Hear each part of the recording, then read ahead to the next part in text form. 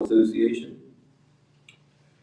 Ms. Caitlin Conyers, now correct me if I'm wrong, who is a former professional cyclist. Oh, I got that right. So, former professional cyclist. The technical director of the Bermuda Football Association, Mr. Maurice Lowe. Former international runner, Mr. Jay Donovan. Represented the Bermuda Triathlon Association, Mr. Neil De St. Croix. And also our moderator, last but not least, Mr. Larry Marshall.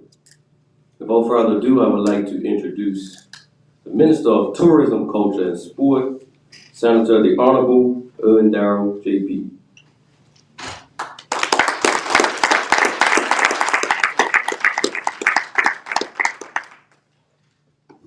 First of all, I'd like to say good evening. Thank you, Mr. Edmonds, for that welcome. Good evening to the Director of Sport and Recreation, Ms. Kate Streets Bean. Good evening and welcome to all of you in your capacities as athletes, administrators of different national sports governing bodies, and supporters of athletes. We know that anyone that is participating in sport at any level, but specifically for tonight's topic, which is high performance, we know that all of the sacrifice that the athlete actually puts in is matched by the support system that is put in place by their families, friends, and coaches, and anyone that's part of the national sports governing body. So it's good to see so many athletes as well as families and supporters here. If I haven't had a chance to congratulate each and every one of you on your successes, please, I'll try to get to you this evening, but I want to say congratulations and job well done. I have so many stories about Caitlin, who's going to be on the panel, as she sits there and smiles. But one thing that Mr. Agnes said that was funny, when I first met Caitlin, I don't think she was a professional cyclist. And you know, like I become the Minister of Sport and I watch her and she runs and she goes through code and all of this stuff.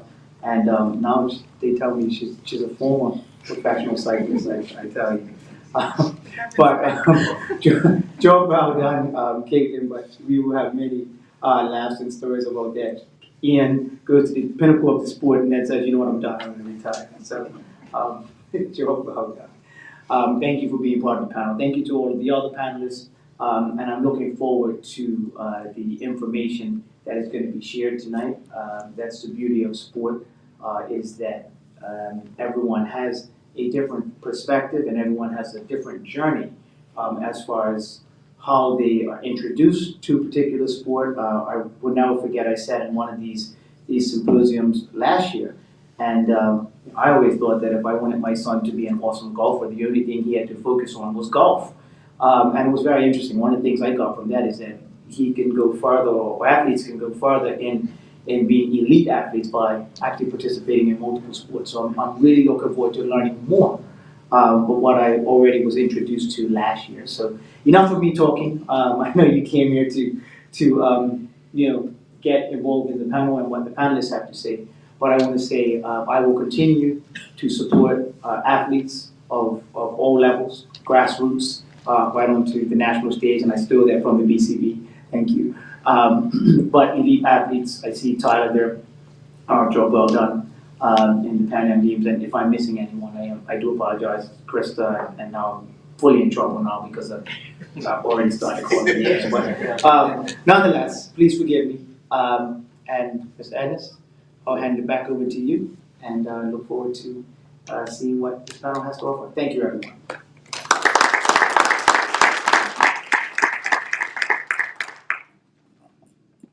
All right, before we actually get into the discussion, we would like to invite Mr. Richard Vade, who is the CEO of Sport for Life.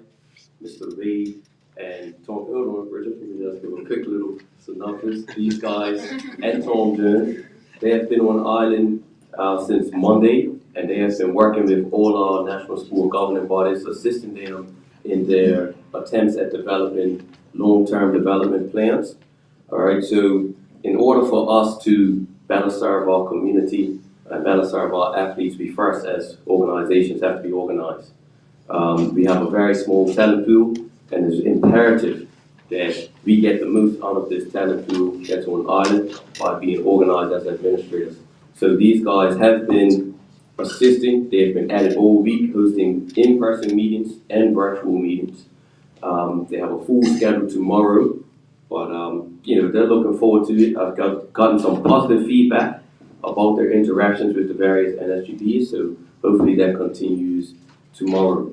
All right, so before we get into the discussion, Rich is just going to go into what the basis of a high performance framework should look like. Again, as government officers and advocating for sport, we cannot go to Minister Darrell or Premier Bert and say, okay, look, we need X amount of dollars for high performance. Any smart person, the first thing they're going to say is, okay, well, where's the framework? So it's important that anything that we do as government officers, we provide the framework so that we can move forward. And also keep in mind that this discussion will be taken to heart. We're not just doing this for the sake of doing it. Obviously, you could have been doing much other more eventful things on your Thursday evening, but you chose to be here with us and to take part in the discussion.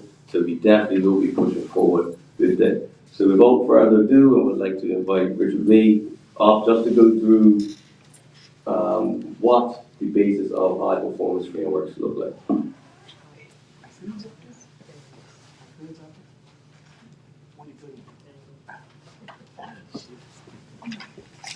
Thanks, Jacon, and it's great to be here.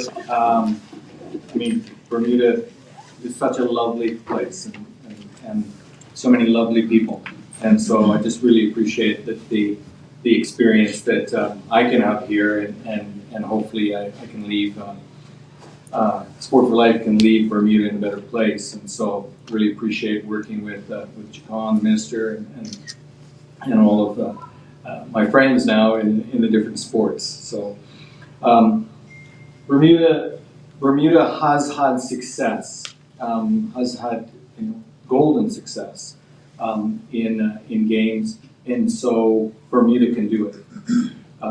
What Jacon and I talk about and Maceo is like, how can it's more often on a regular basis, and so it goes back to having good frameworks, and we see the impact that having a proper long-term athlete development framework has in the countries and the sports that we've worked with.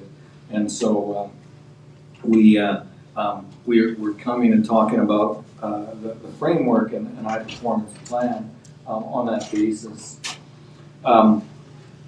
You have the Bermuda Sport Policy. It's got 5 strong pillars, and you can see in these that again, good frameworks, good plans are needed, and the framework that of course Sport for Life comes from is the long-term athlete development framework, which is the rectangle.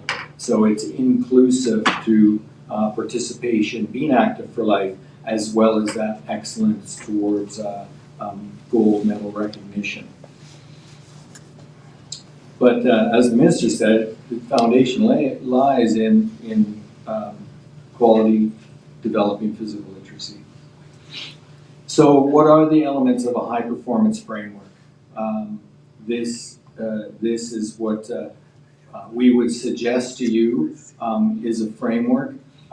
Your voice in this is to say, hey, what about this? You missed this.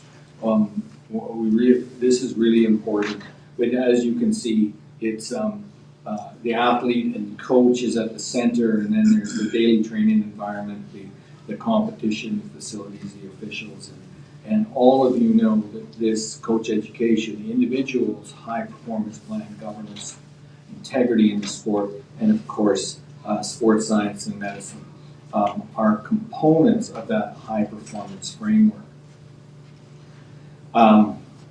Yes, I think the minister became a minister and raced over to our session that we had back. It was Super Bowl weekend. That's why I can remember. It was the beginning of February, and and the minister came over and supported the initial discussions that we had.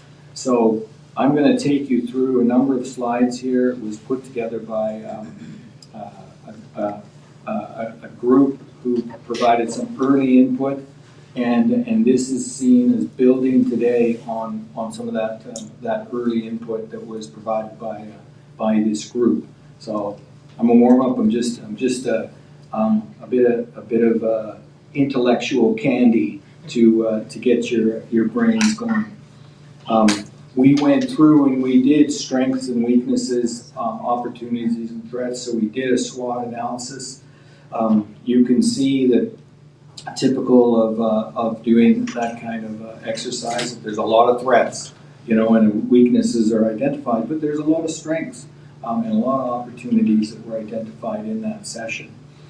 So when we talk about that graphic of the different things, I just want you to take a quick read of how we define those things, so that we're on the same page when we're talking about what is an individual high performance plan. What does that mean? That kind of thing. And so you've taken a moment to kind of read through those. We have that glossary of terms, so that when we speak of something, we actually understand what we're talking about. So then we move into what we did in that exercise is we put together flip charts. Don't worry, you're not going to see how to read these in this form. And so we talked at that point about the yin and yang of the philosophy of a high performance program. And this is something, this is not good and bad. It's not good on the left, bad on the right. It's what is your philosophy as a Bermuda sports community and the funders of that, whether it's government, whether it's corporate supporters. What is a high performance? And so these are kind of, well, it could be this, it could be that, it could be something in the middle. And this was created by the group back in February. So to be worked on. And then there was a long list of values and guiding principles identified. Again, what are the values that you have and that you bring to the high performance plan, and what guides them? So as I said, I'm going through this pretty fast because we want to hear from the panel and we want to hear from you, not me. And a high performance strategy, you can see general characteristics in terms of a framework connected to a policy, connected to legislation, connected to sufficient funding and high performance support and standards documented. That's on one side, the characteristics, and what are the components. And I showed you the graphic of the components to start off the day. So we kept going. It was a very productive session. We kept going. Facilities, where are we now? Where do you want to be? And then how will Bermuda get there? And so here were some characteristics identified in facilities now and the future. And of course, one of the things that I just have to share with you, because being from Canada, there's been a number of times where Bermudians have said, well, travel is a barrier for us. Okay, I'll write it down. But you're 21 miles. And of course, we do have a challenge in Canada with travel. I'll just mention that. So, so facilities, officials, where are they at? How do we advance them? Some work has been done in that area. The daily training environment is that something that has been identified and advanced. Sport integrity around where we're at now, what we could be in the future. And again, this was done by the group that you saw.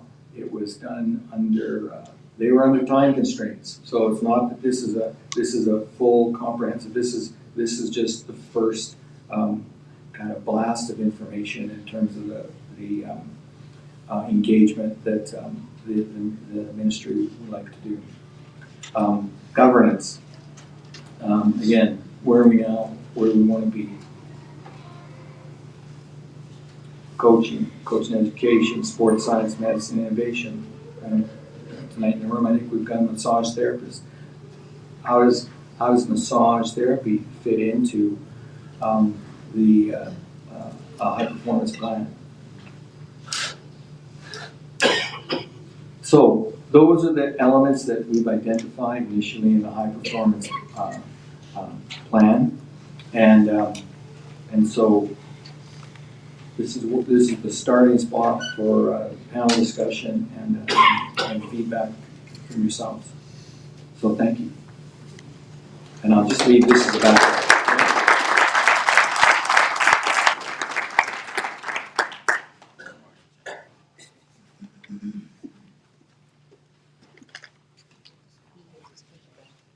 Thank you for your time, Richard. So without further ado, we would like to invite all panelists and moderator up to the stage, please.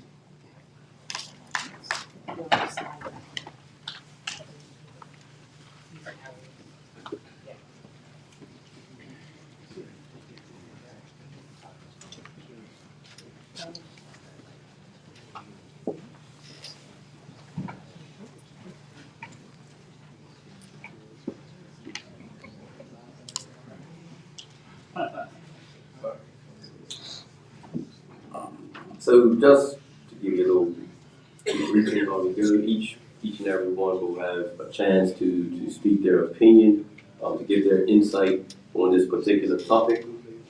Mr. Marshall has questions that he will ask, either at the middle or at the end. He will definitely put questions out to the crowd if you would like to participate. All right, so this is an open forum. It's not an opportunity to be negative. We're trying to move forward and push sport forward, and the start of that is being more organized. All right, so without further ado, I'll hand it over to Mr. Larry Marshall. Good evening. I myself am excited to be a part of this conversation. Once I was asked to moderate this discussion, I definitely jumped on board.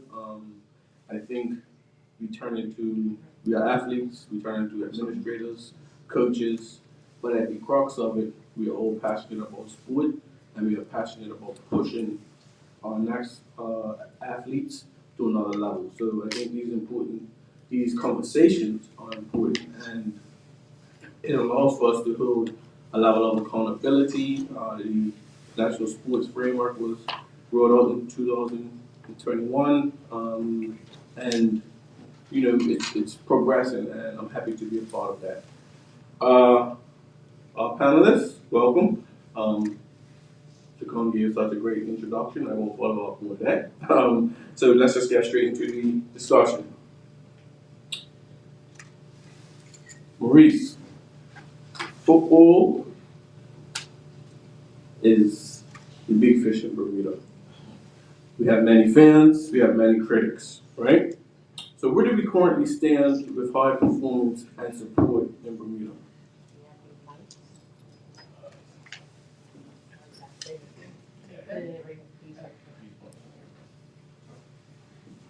Hello, good evening, everyone. Can you hear me? Yes. Can you repeat your question? Yes, please. Where do we currently stand with high performance and support in Bermuda? We stand in, as it relates to football, we stand in high performance and support in Bermuda.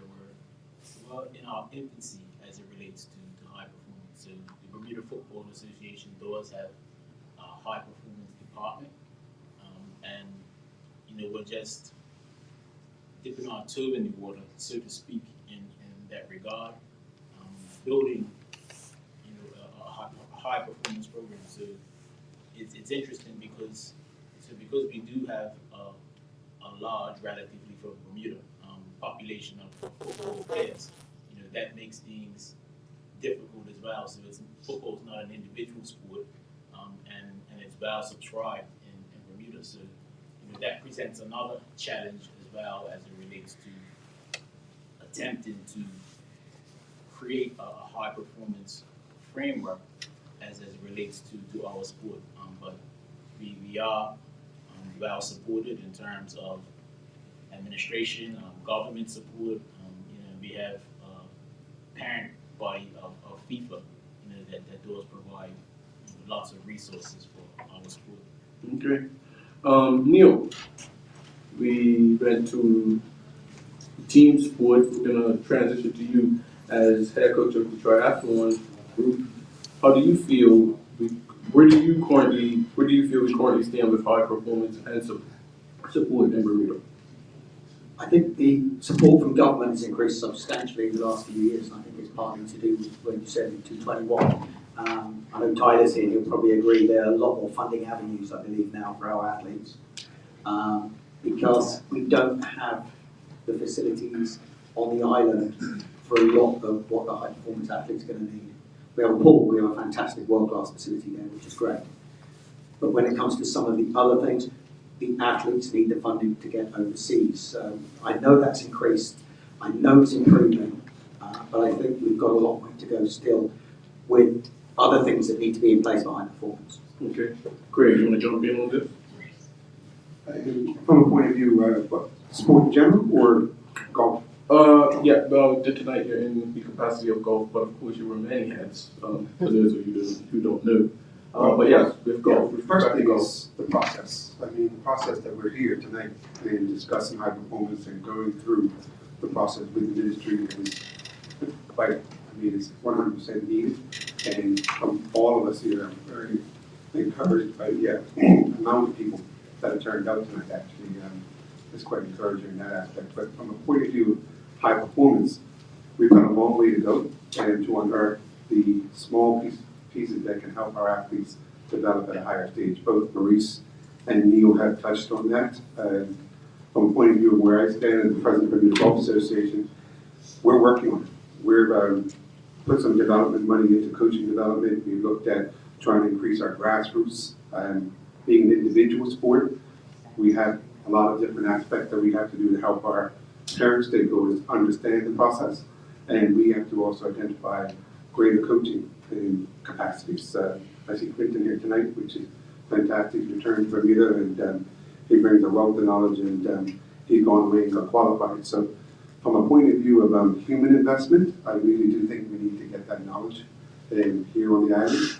And then as we build that knowledge, build the infrastructure around us, and utilizing the avenues that Neil talked about, through international federations, the Bermuda Olympic Association, the team is there. I think we really can start to narrow that gap. And I talk to a lot of people that I work with. We talk about entering the penthouse. The rest of the world can do these things. We touch on it, but we need to do it more regularly. We need to do it more frequently. Mm-hmm. And that comes with sport in many different avenues. And this whole process right now, I think, is going to help us shape that. It's going to be a process that takes time. You have to understand your sport and what it looks like. Yeah, and it's interesting. I agree with you. It's going to take time. I think sometimes us Bermudans can get very short-sighted and expect it to happen overnight, but it will take time. Caitlin, the most recently retired athlete. That's new news to me also. Yeah. Where do you think we stand on high performance? It seems to me that it's very dependent on the NSGBs. Like it depends on the sport. From my perspective, I've been involved with the BOA through the Elite Athlete Program, and I know that at least within the last 5 to 10 years, it's improved a lot, as Neil said and Tyler would attest. There's a lot more funding available, but the NSGB has to be aware that that funding is available from the BOA. There's a process to become an elite athlete. Not all athletes are aware of that process, and there are different structures in place that make it dependent on NSGB being aware and also putting their athletes forward for that program. So I think the more that we can do around awareness of what funding is available in Bermuda and making sure that that access is, for all athletes, because at the moment it seems to be very dependent on NSGBs. Yeah, excellent point. We will get to funding. I think that's going to be a major topic for us. But excellent point, I agree. Mr. J. Donald, I want your take on this as a former athlete and our coach. What do you think we feel on high performance in Bermuda? Well, I'm calling myself a coach because I haven't, looking at the framework and coach education, I think that's one of the things that we have to continue to build on. And I look at myself more as a mentor at this point in time in track and field because I haven't actually been certified as a coach. Okay. So that's something that I want to do as an individual to try to help the sport. As I look at track and field in general, I think Craig said it already. I think we've had the Penfolds sort of performances in the past, and we've been a bit like stop-start in track and field. And track and field has sort of, from my view, has been hampered by football, to some degree, in the sense, which is a good thing for Bermuda, but at the same time, I've seen a lot of kids that have come along in the last, say, 5 to 10 years who have excelled and were on that path for track and field, who like football a little bit more.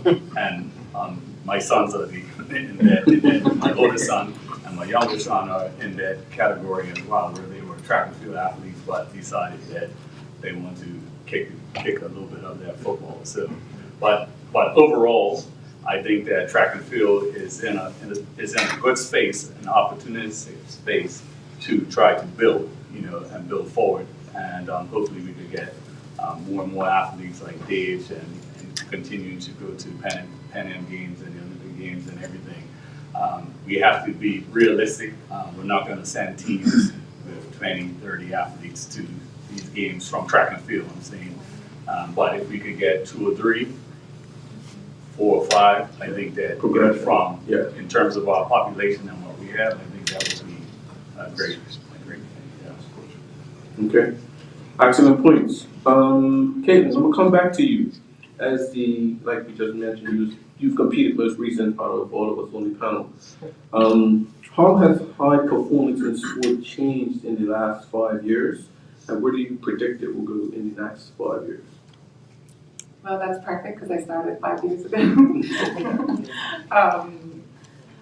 I think, again, high performance is going to be very dependent on the funding that's available for the athlete. And I think that the funding has definitely increased over the last 5 years.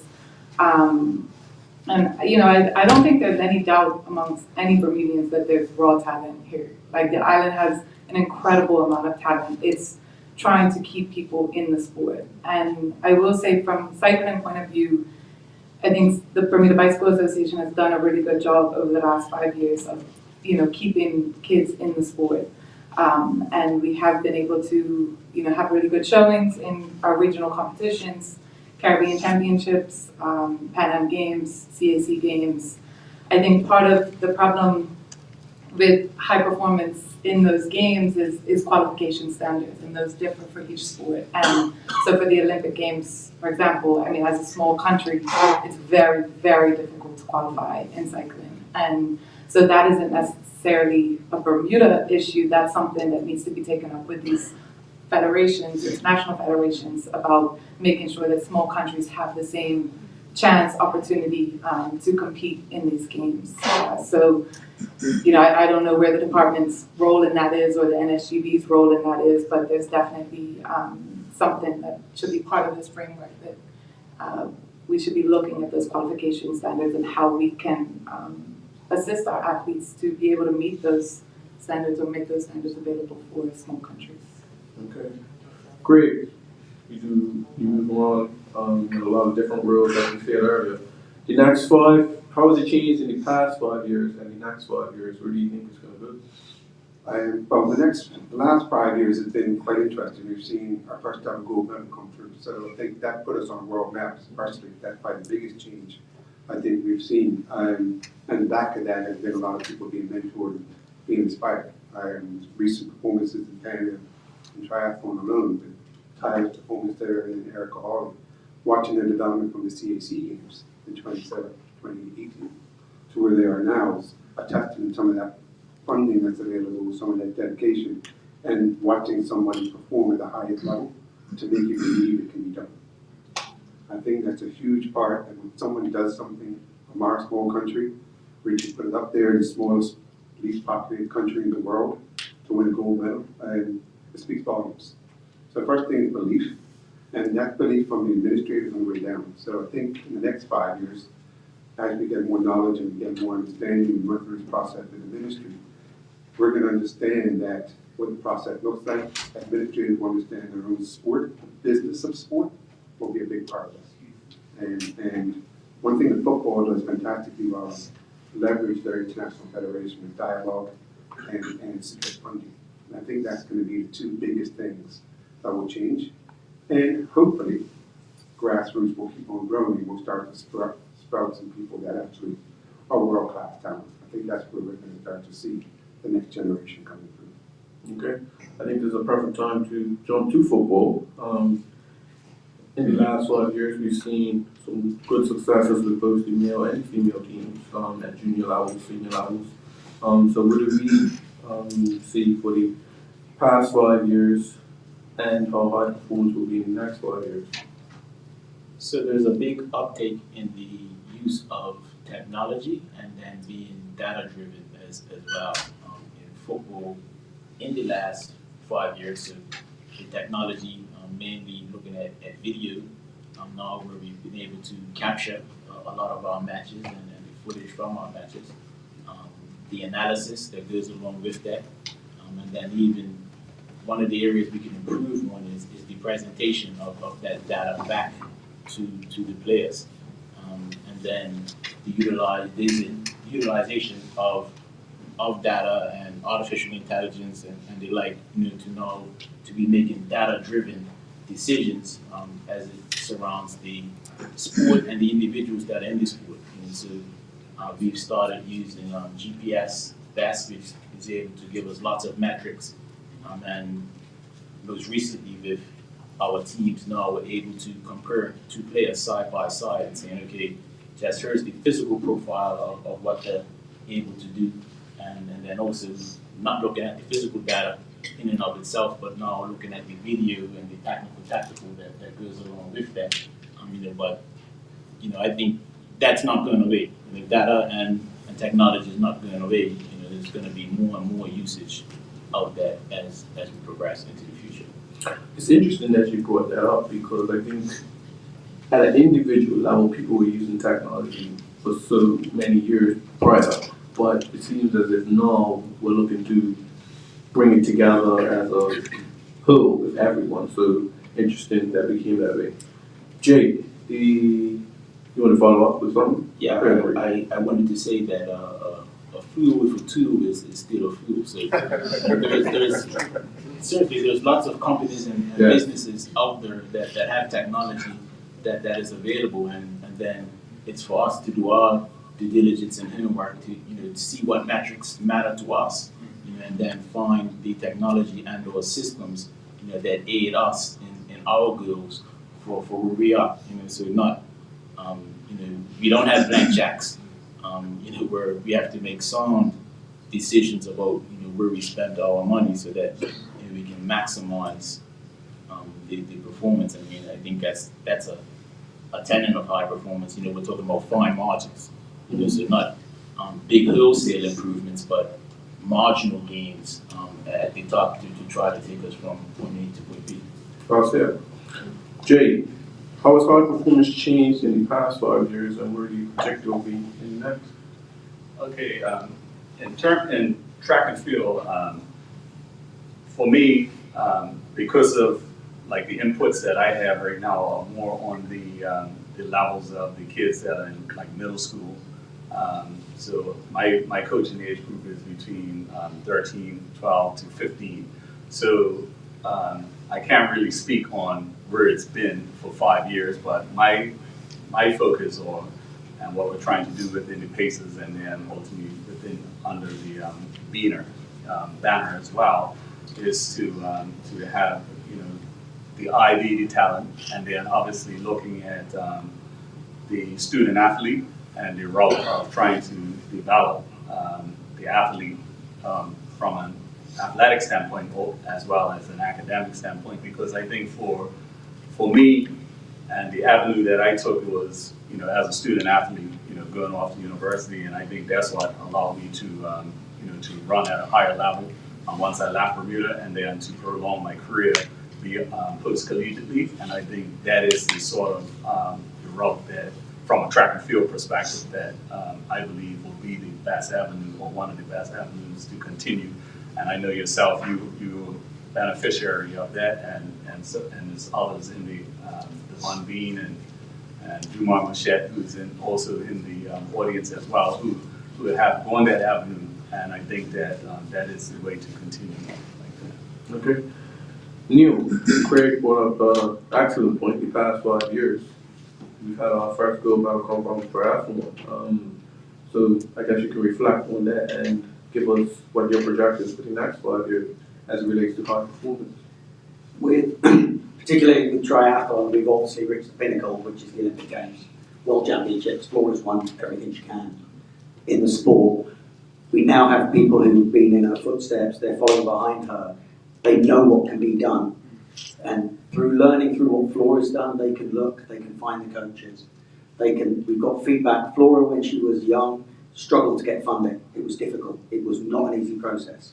That has changed completely now. There's, as Caitlin said, there's a process for it. It's very well regulated, but if it's done properly, they can get funding and it will help the athletes. So that has helped a lot in the last 5 years. I know Flora's benefited greatly, Tyler, Erica, Tyler Butterfield when he was on the performance program. They've all done exceptionally well. So, but then we're going to move to the next 5 years, and I think we've got a great foundation with the BOA funding, with government funding especially. Government gives more money all the time. The one thing I personally would hope we see in the next 5 years, and I think it will come about, I would like to see the high performance centre that was talked about before the National Sports Centre was developed. There was supposed to be a building there that contained sports laboratory, massage rooms, a full gym facility. I'm talking back when Donald Lyons was the chairman and we had a sports meeting. That was all discussed. That will benefit every single national governing body in Bermuda. If we could do sports testing on island, excuse me, we will identify athletes a lot younger. We will see the athletes. We'll have Craig does sports science. We're fortunate to have Matt Herron back on the island, who is a very high performance coach. He's a young Bermudian. He's been with the San Antonio Spurs, I think, Maple Leafs, and the Anaheim Ducks as a high performance coach. He's a conditioning coach. He has a wealth of science and knowledge. If you could get someone like that, a homegrown lad into a lab, we can have our football teams go through, we can have our rugby teams. We can identify these people at the younger age, then earmark them for funding, and then let's work to get them to the next level. So I think that is something I think will come about. It's talked about more and more. I mean, every single sport benefits from that. Yeah. And, I think you kind of summed up why we need to have these conversations and the importance of these conversations, because, again, we need everyone to benefit. One of the things that Richard mentioned was we all get on the same page. You know what I mean? One of the slides mentioned, I saw inconsistencies where we're all over the place. But it's the same talent pool, but it's like we're not working together, and I'm grateful for these types of conversations. I'm going to stick with you, Neil. As an athlete administrator, what is the biggest challenge within high performance now? I don't want you to talk about funding. I will go back to what I just said about getting those metrics and that data from a young age of these athletes. If we don't have it, we see someone, we think, great, good athlete, they've got some talent. Doesn't always translate through. So if we'd had them tested at a young age, we may have found out, well, maybe this isn't really the sport for them. They're going to be better at another sport based on the sports science findings. And Matthew and Craig here can probably correct me if I'm wrong on that. But there's ways of identifying certain things at a young age, and if we could get that soon, that I think will greatly help us too, because to me that's kind of a barrier, is that scientific identification. I mean, I can look at a young athlete and say, yeah, you're going to be a great runner, you're going to be a great this, and they turn into an amazing footballer. Because they didn't have what it took to be the runner, and I'll put a caveat there, not everyone's going to be a high performance athlete. But you know, we do our best to provide all the bricks to try and get them to that level, if they've got the ability and the talent. But it would be nice if we had that science. Yes, That would be amazing.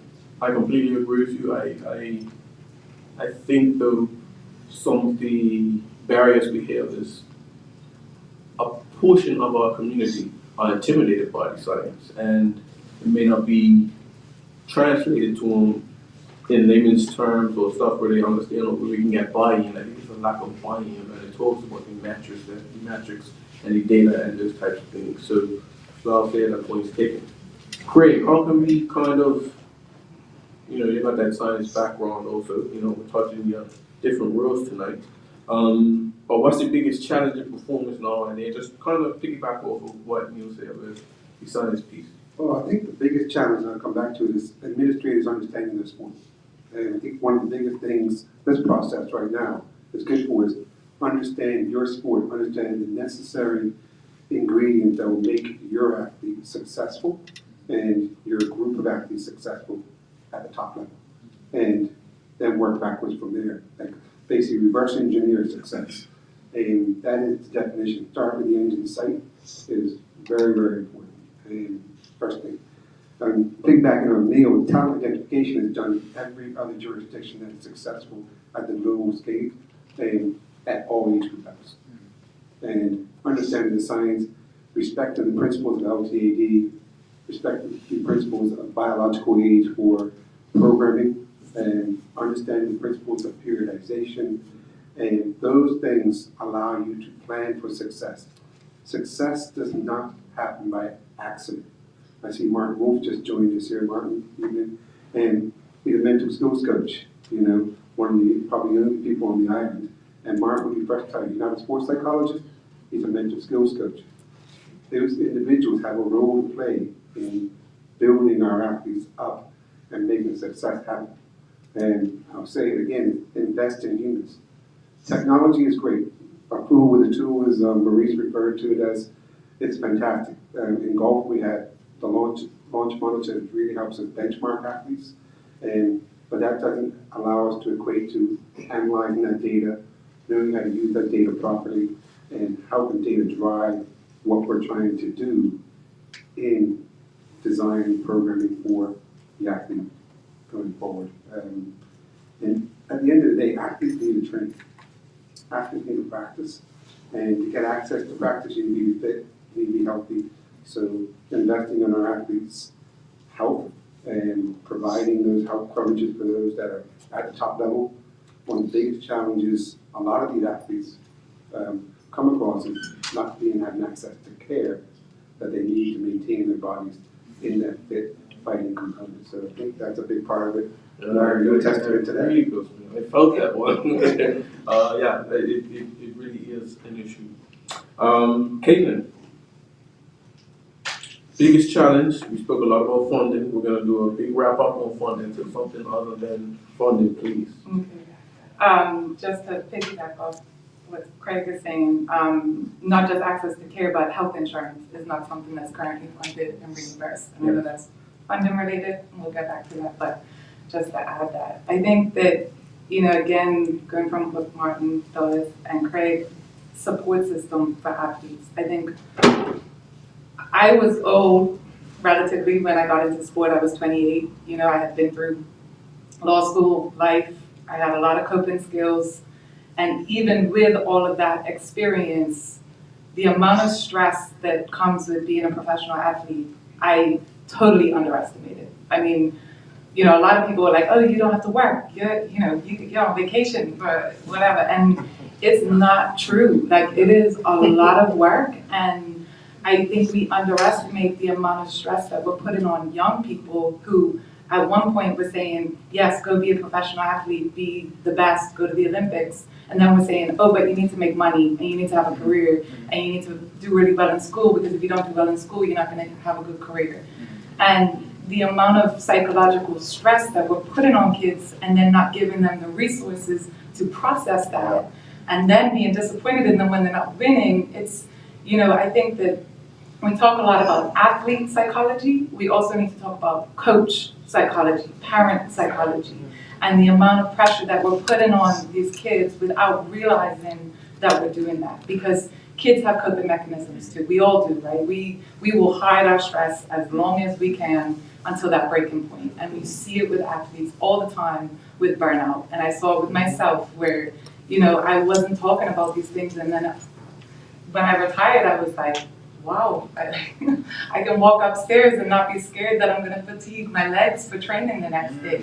Like, there's little things that you don't realize how stressful it is, and I think we need to be more aware of that for kids at a younger age, so that coaches and NSGBs are able to provide that support, and then also funding to make it accessible.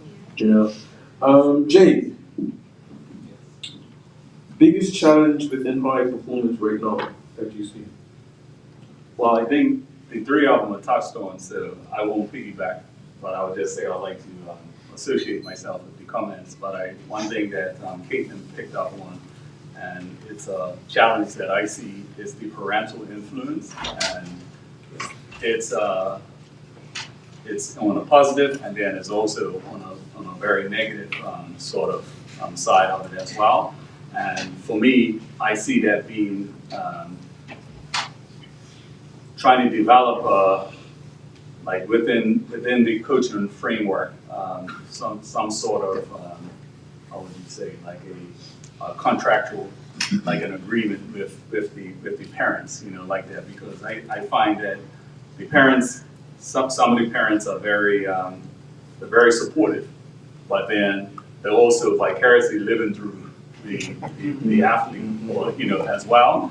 And so what happens is then, you know, you're mentoring these kids or you're coaching them, and you're basically sort of fulfilling their desire and not really the desire of the athlete, you know, like that. And it's not all athletes, but I just think that that side of it is, you know, is a part that's kind of a little bit difficult right now in terms of, you know, looking at it from that. And not the financial, I wouldn't add to the financial and all of the other things like that, yeah. All right. Maurice, I'm gonna get you to round the question off. The biggest challenge within high performance right now as it relates to football? I agree with everything that's been said so far. I'll offer three other things: the attitude, the knowledge, and then collaboration. So, as it relates to attitude, just the desire for high performance. You know, so it's a whole another beast in itself. It's not, you know, the recreational level that we're talking about. Have you heard all of the challenges that have been pinpointed so far? You know, so that just that desire in the athlete to do what it takes, you know, to get to the high performance level and environment, and then that requires a lot of knowledge for coaches, knowledge for parents, knowledge for athletes as well. You know, so for all of us to educate ourselves even further, and then for the collaboration between us. So a soft rebuttal, Jay, I thought that your son would have been an Olympic gold medalist triple jumper. You know, that fell in love with football, you know, and did it. We have an example with the current captain of the cricket team, that he was in football at the National Academy, where they said, hey, you know, you're probably going to be a better cricketer than footballer, you know, so go focus on cricket. We've had the national track coach come and work with some of our athletes, and to what you said, Craig, around periodization, you know, because the track season and the competitions for football really aren't around the same time. So I think that there is some opportunity for athletes to do both until they get to the age of specialization, but some potential for them to do both, where you come and the one and working with some of the football players, and you get to see them up close, and I'm sure your mind, if you've seen them, your mind say, oh boy, you could be special in whatever the event is, and at the same time it's preparing the athletes for football as well. So on our coaching instructors course last week, I was in Jamaica, and we were able to go to the MVP track club, and the Jamaican coach educators that were on the course had never been there before. And I take really, really extensive notes. So when I took my notes and my pictures and I shared it with my friends back here in Bermuda, they said, well, who were we missing? Just like the Jamaicans haven't been to a high performance environment in their country, who were we missing in our country that we aren't collaborating with, that would be able to enable us to take our athletes to the next level? So in my presentation on Tuesday night, and I mean it, I'm saying it out loud again, for all of you, we need to collaborate more. And I mean, at the end of the day, the athlete's gonna fall in love with what they fall in love with, but we can set them up with a firm foundation, to get into the high performance arenas. If us inside this room now having more conversations, not competing for resources, so that that high performance center will go a long ways, towards helping all of us that feel rising tide, lifting those ships or lifting those sports in this case. Okay, well said. So we just mentioned about the biggest challenge within high performance. What are the most critical changes that we must make as a country to improve the current situation? Jay, I'm going to start with you. What are the most critical changes that we must make as a country to improve the current situation effectively? Okay, well, I think the fact that we're here, talking about how we can, move the sports collectively together. I think Maurice talked about the collaboration, trying to identify the talents. Craig talked about the sports science, and I think trying to make that a part of our, the framework, in Bermuda. Neil mentioned about the sports, the National Sports Center, the high performance, and I think that when you look at it from a track and field perspective, like 1990, Nikki Saunders won the Commonwealth gold medal. That was 33 years ago, and it's been a long time, since we've been back to that pinnacle of success. So I think, it's a collaboration of, and then obviously we're here now developing this framework and continues. And I think the thing is it's all right to talk about it, but it's how serious are we going to be to actually follow through. And I mean that, it's what, November 30th today? Like, hopefully by November 30th next year, we could sit here, maybe a different panel or whatever like that, and be able to say, these are the nuggets here, this is what we've been able to accomplish, collectively or, individually as sports. I think some sports are in a better situations, in terms of from a resources perspective, the way they're coaching, different things like that. I don't want to highlight, because it's not a negative, it's just that I think that some sports, like triathlon, I envy triathlon, I think it's really doing well. And I think that track and field will benefit from triathlon because some of the kids that may spoon off of that and then just decide to run, be a distance runner, like that, I think they will get the foundation. And then also in cycling, and who knows, if they don't do running, cycling, or swimming, they may end up with Maurice or with Craig golf. Yeah. Neil, what was you getting on this? We talked about the challenges as we just talked about. What critical changes should we should make right now? Going forward. I think Jay touched on a few things, but I think we really have to take a good look at what a SWOT analysis, I think one was mentioned by Richard mentioned it up there. Look at what, from all sports, what is it that is missing, and then address them immediately. Between us, all sit down, national governing bodies, and say, what do we all want that we could all work with? And if we can find that, let's make that change. If it's the sports centre, let's do that. I mean, we've got amazing facilities. People come over here and say to me that our stadium is better than most first division football clubs in the UK. The state of the pitch is better. The hockey field is world class. We've got something there, such a great foundation. If we can tweak that a bit, I think that will go a long way to helping everyone. And with all sports, I think we'll all agree, one of the things is the mental side of it. If we can have more of that here in Bermuda, that would make an immediate change. The mental side of sport, as Caitlin pointed out, is very, very critical. And I think now it's being recognised, Peter Dunn can probably speak to it, I think with national governing bodies now, when you go to major festivals, you have to have like some sort of welfare officer or something similar or related to do with the mental side of stuff too, to protect athletes.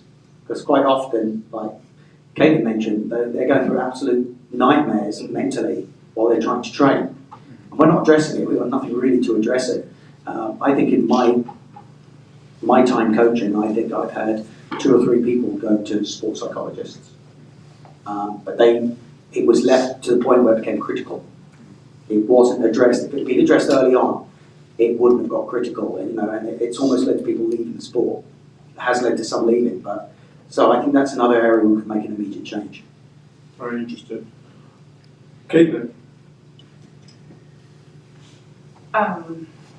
I think we're going to go back to funding because it's always going to come back to funding. But Bermuda has so much money, and I think that there is a lot of. I know government, it has its budget, and sport gets 0.5%, I think, but that's relative to most countries, that's what it's normal. But there are, cycling has happened before, where companies will have agree to sponsor an athlete, and then that athlete goes and works for that company later. Kind of strategizing around using the companies that exist in Bermuda and getting funding from that private sector. And similarly, relationships with universities overseas, and establishing those relationships so that athletes, when they are coming to graduate high school, aren't like, oh, what do I do? There's already a process in place, and a lot of the time the older athletes have those networks available, and sometimes they leave the island or they're not in the sport anymore, but I think trying to get the NSGBs to keep those athletes in the sport and those networks available, just to establish those relationships, but also get funding from the private sector, because there's a lot of money in Bermuda, and it's the biggest stressor, I think, for anybody going from junior level to senior level elite sport. If you're worried about money, you're not going to be able to focus on your sport, and that is where we see a lot of the inequality in sport happen. And I know from my own experience, half the reason I was able to do what I was able to do is because I knew that I had parents that were going to bail me out if I had some emergency or something happen. And not everybody has that, card to pull. Whether they pull it or not, it doesn't make a difference. I was able to take that risk because I knew that I had that kind of catch. And we need to be able to talk about that. We need to be able to acknowledge it and, provide that catch for people that don't necessarily have that within their parental or, family unit. Okay. Maurice, you kind of touched on it when you talked about some of the biggest challenges, but if you could elaborate, what are the most critical changes that we must make as a country to improve the current situation? To move from the current state of affairs to whatever the next step is for ourselves. So I met with Richard and Tom yesterday, and we were able to determine what the next steps are for football. So we created our LTAD presentation, shared it with some of you on Tuesday, but then met with them immediately on Wednesday. And they were able to pinpoint for me next step. Some of it was epiphanies, thoughts that I've never had before in terms of my sport or some of the biases that I might be bringing to my sport, that, works well for the high performance side of things, but what about for the recreational athletes? Or what about for the females? Is our design by man for man, and we're trying to fit women into our male design was a big example that stood out to me. And then because we have such a large population of athletes now, for us to do some regressive analysis of, okay, this athlete went to this school, he moved away when he was this age, and then he took this pathway, and to look at what those athletes have done, and now we can have the data and say, okay, here are the models that have been successful, here are the models that have been challenging or that we thought would bear fruit that haven't. And then what that enables us to do is then take the presentation that we have and beef it up and turn it into a real plan, so that we can, just again take whatever the next step is after that.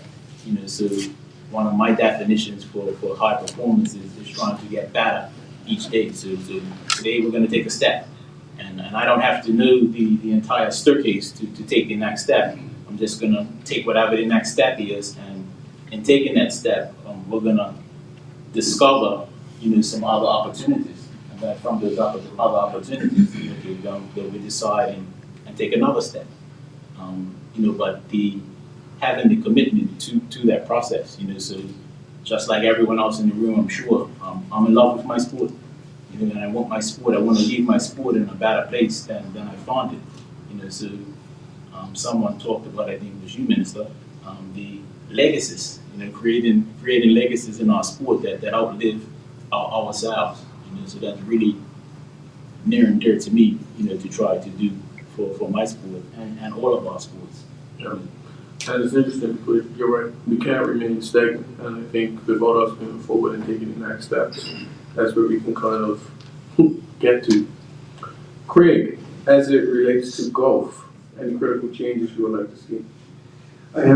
For golf, and for us, we're in a challenging position. I look at the framework here, and we're growing our athlete base. Our grassroots are getting bigger. Golf is probably one of the largest growing sports.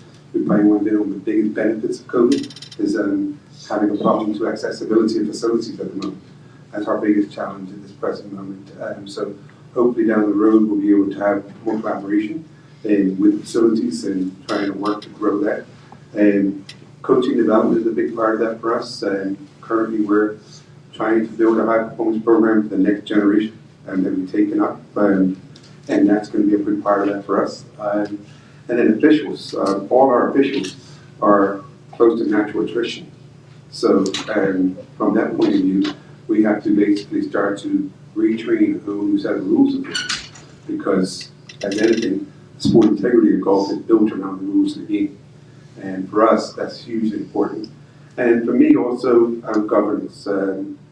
Governance for us is a huge part, and I think about the administrators here. Get people in your sport that wish to be inside the governance component. And governance will drive everything forward. They'll get fiscal responsibility. Those things are very, very important. That's where we focused our components on. And a coach. I think for us, we want to identify, Quinton's here, and our new national coach for us, and start to take our program to the next level. I think it's very, very important. But also provide the resources for that individual. I think commonly what we do is we appoint somebody or get a coach, yet we don't give them the time to plan to be a coach. A lot of our coaches are full-time somewhere else working, and they have to come back to go coaching part-time. Mm-hmm. And if we want to plan for success is not an accident. We have to give the people that will be doing the planning the administrative time to be able to deliver a set curriculum and program that based on LTAD principles, we need to make sure we have that stuff in place. And it's very, very important. And access to athletes. I think there's a bigger conversation to have with that understanding There's so many hours a day that, and Caitlin talked about it, per week, of training at a certain level, deliberate, focused training at a certain level is required to deliver high performance. And in order to do that, we have to get access to our athletes. So the kind of big conversation is, how do we change our basic education system? And how do we start to develop and giving children time off in the afternoon to go and get access to a coach who's had time to plan for a session, time to go to a strength conditioning person at the right time, the right age. Maurice mentioned programming by men for women, getting more women coaches in, understanding the female athlete. It's a huge part.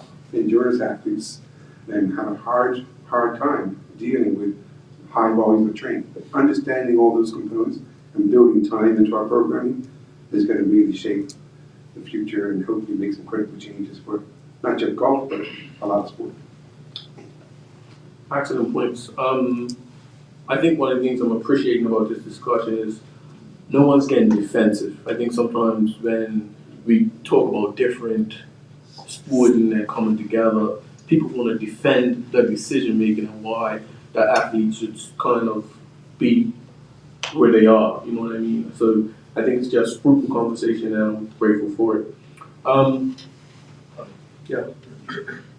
No, I don't want to be negative. I wasn't coming with a negative comment. Yeah. No, I think one thing on this topic, I think that some of the national, I think that we need to promote the each sport more as well, because I think we operate like we know, and some of the sports is a little easier because people know football and all that. But like I see Krista, right? So if you had to ask me the proper name of her, I think it's Mutai. Mushu. Right. So I'm sure. Right. So I'm saying. So that's my prime example. I think there's a lot of people representing. There's a lot of athletes representing Bermuda at a high level, and we as Bermudians are unaware of the actual sport, and all of that. So I think that from a national sporting body as well, I think it's important that the sports have a little bit more higher profile like that. So I just use it as an example, and then. And if we don't know, yeah, the children don't know. Right, they won't know. So and then you just get it and say, oh, somebody said earlier, is that the well, I won't say who, but is that the role? Or that's the like that there. So we should know, our athletes, especially the ones that are performing at high levels and that are out there representing on a yearly or seasonal basis like that. So I just wanted to add that. Yeah. Right. At this time, I think we have time for one or two audience questions. Any questions from the audience for the panelists?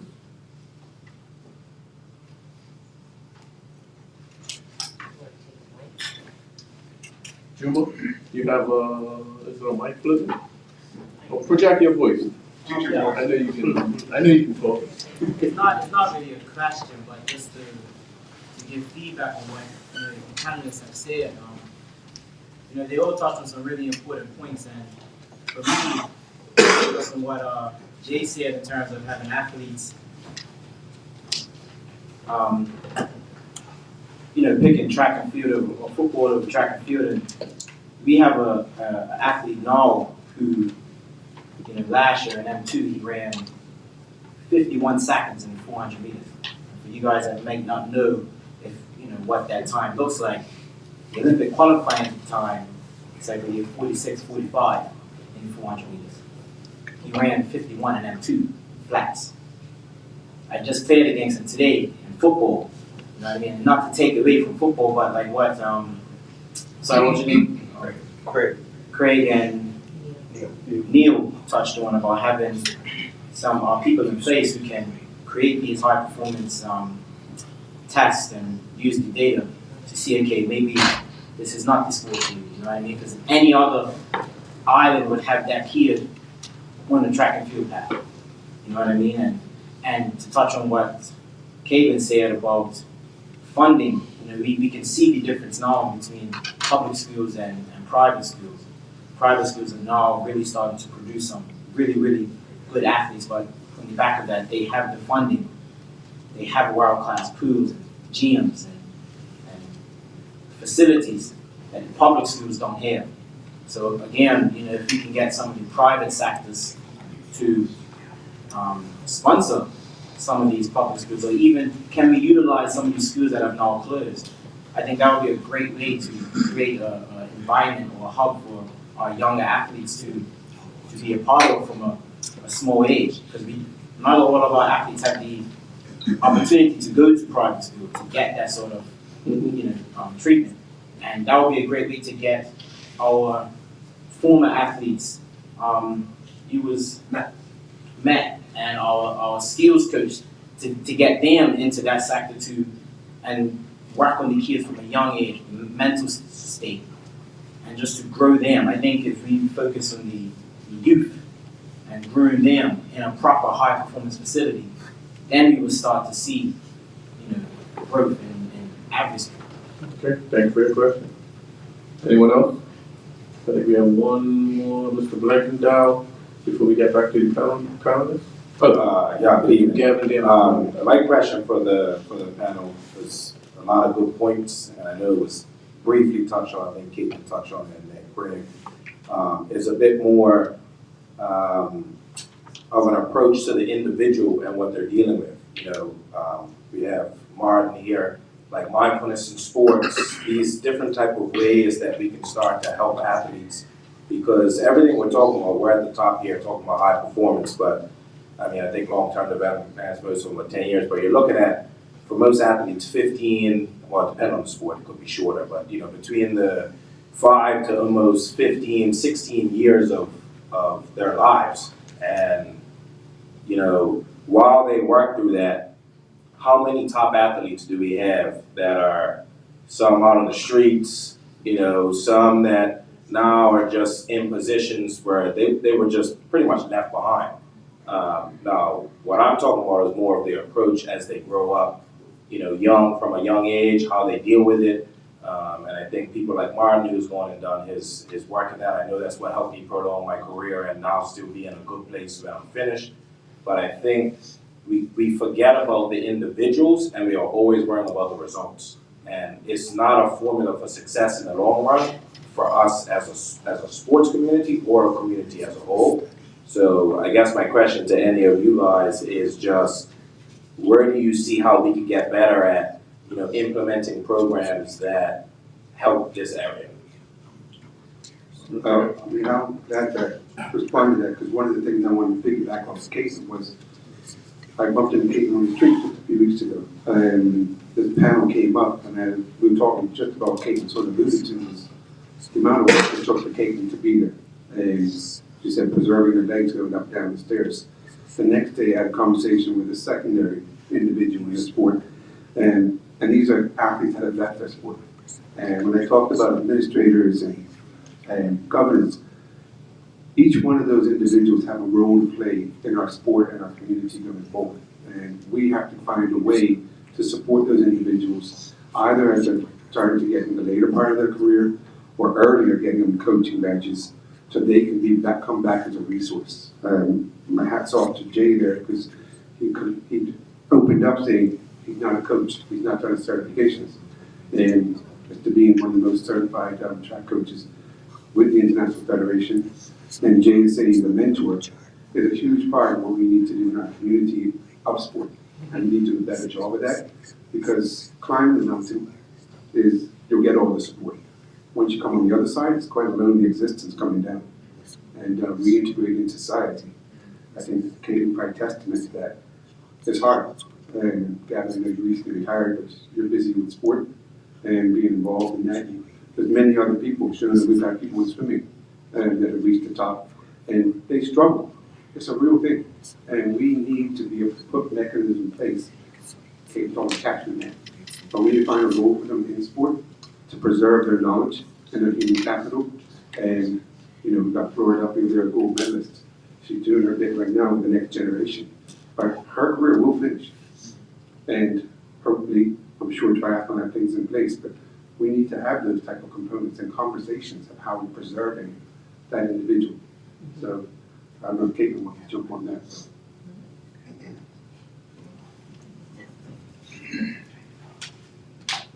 Yeah, I mean, Gavin and I talked about this. And I mean, I think that exactly what you said, I think it's gotta start from young. And I think that there has to be an awareness about it on the part of NSGBs and the people that are closest to the athletes, because similar to what Jay was saying with parents, I think the same thing can happen with NSGBs, where it becomes about their identity as an NSGB as opposed to about the athlete themselves. And, you know, at the end of the day, it has to be about the athlete if we're gonna talk about legacy, if we're gonna talk about something that's gonna last a very long time, because people will come and go. And you really have to instill that sense of confidence and that identity portion of it, because, you know, somebody that comes up from young and is always in sport, their identity is based on that sport. They're based on doing well in that sport. That's where they get their attention, that's where they get their reinforcement of who they are. And we have to be careful with that, because I think it is important. Yes, sport is a beautiful thing, but I think when your whole identity is based on just that sport, when you leave that sport, you are lost. Like, who are you? And I will say, I came into cycling at 28. I had studied law, was a lawyer. It's like, oh, I'll be fine. You know, I won't go through this. I'll always be able to put into perspective who I am as a cyclist. 3 years in, I was lost in it. Like, I really didn't know who I was outside of cycling. That was my whole social, you know, circle. It had become everything for me. And I was able to bring myself out of that, but for somebody that didn't have a life before, or didn't have all of those things, or doesn't have the support system, it's really, really hard. And I think we have to be very aware of that. And, you know, also that gap between, you know, you love a sport and you're good at it, there's a long gap between that and doing really well internationally. And a lot of times we don't support people in that moment. It's like, well, you're not winning, why are you doing it? Nobody goes straight into it and is winning. And if we're not there supporting them, and, you know, you're still great. You don't have to win this, you are still great. Like, there has to be that element of it for them to take it, to continue and become, you know, Olympic, whatever. We have to be able to support during the growing pains. Yes, and exactly. Comedians love it on top.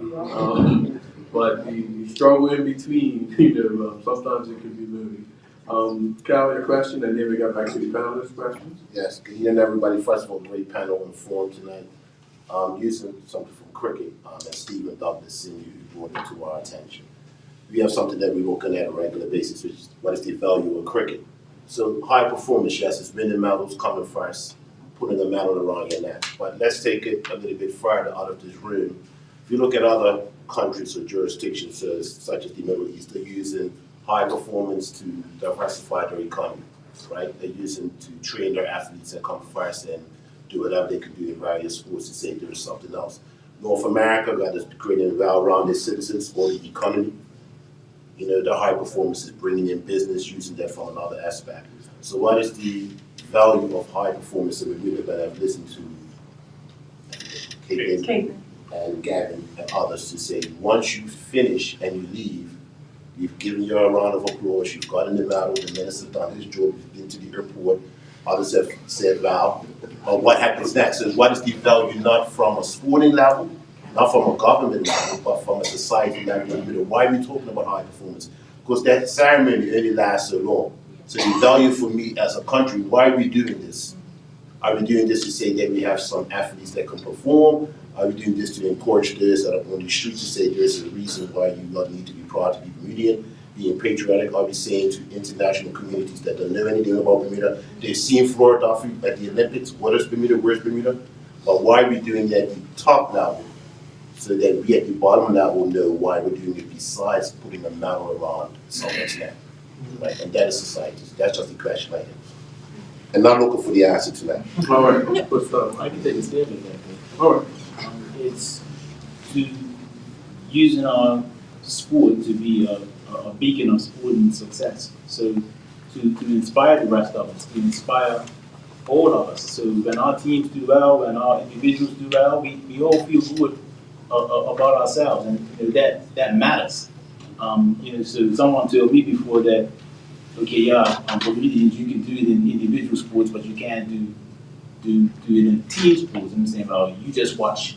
You know, if we have that potential, then we have that potential. We know that genetically we have something there. We're on to something as a country in every sport. You know, we have talent, and I think it's just the inspiration of those that are behind us. You know, but even those that are ahead of us as well. You know, we all feel good when any of our athletes or teams are doing good. I mean, so I know that that's not, I don't know, that's valuable to be, you know, it may not be the be all end all, but it's something that inspires all of us to keep going, and it makes life a little bit more bearable. You know, there's lots of bad things and negative things that happen in life, and our sporting successes can help, you know, keep us going. Well said. Maurice actually brought up technology earlier, but Craig, I'm gonna start with you on this one. What effect has technology made on sport, and where does Bermuda stand?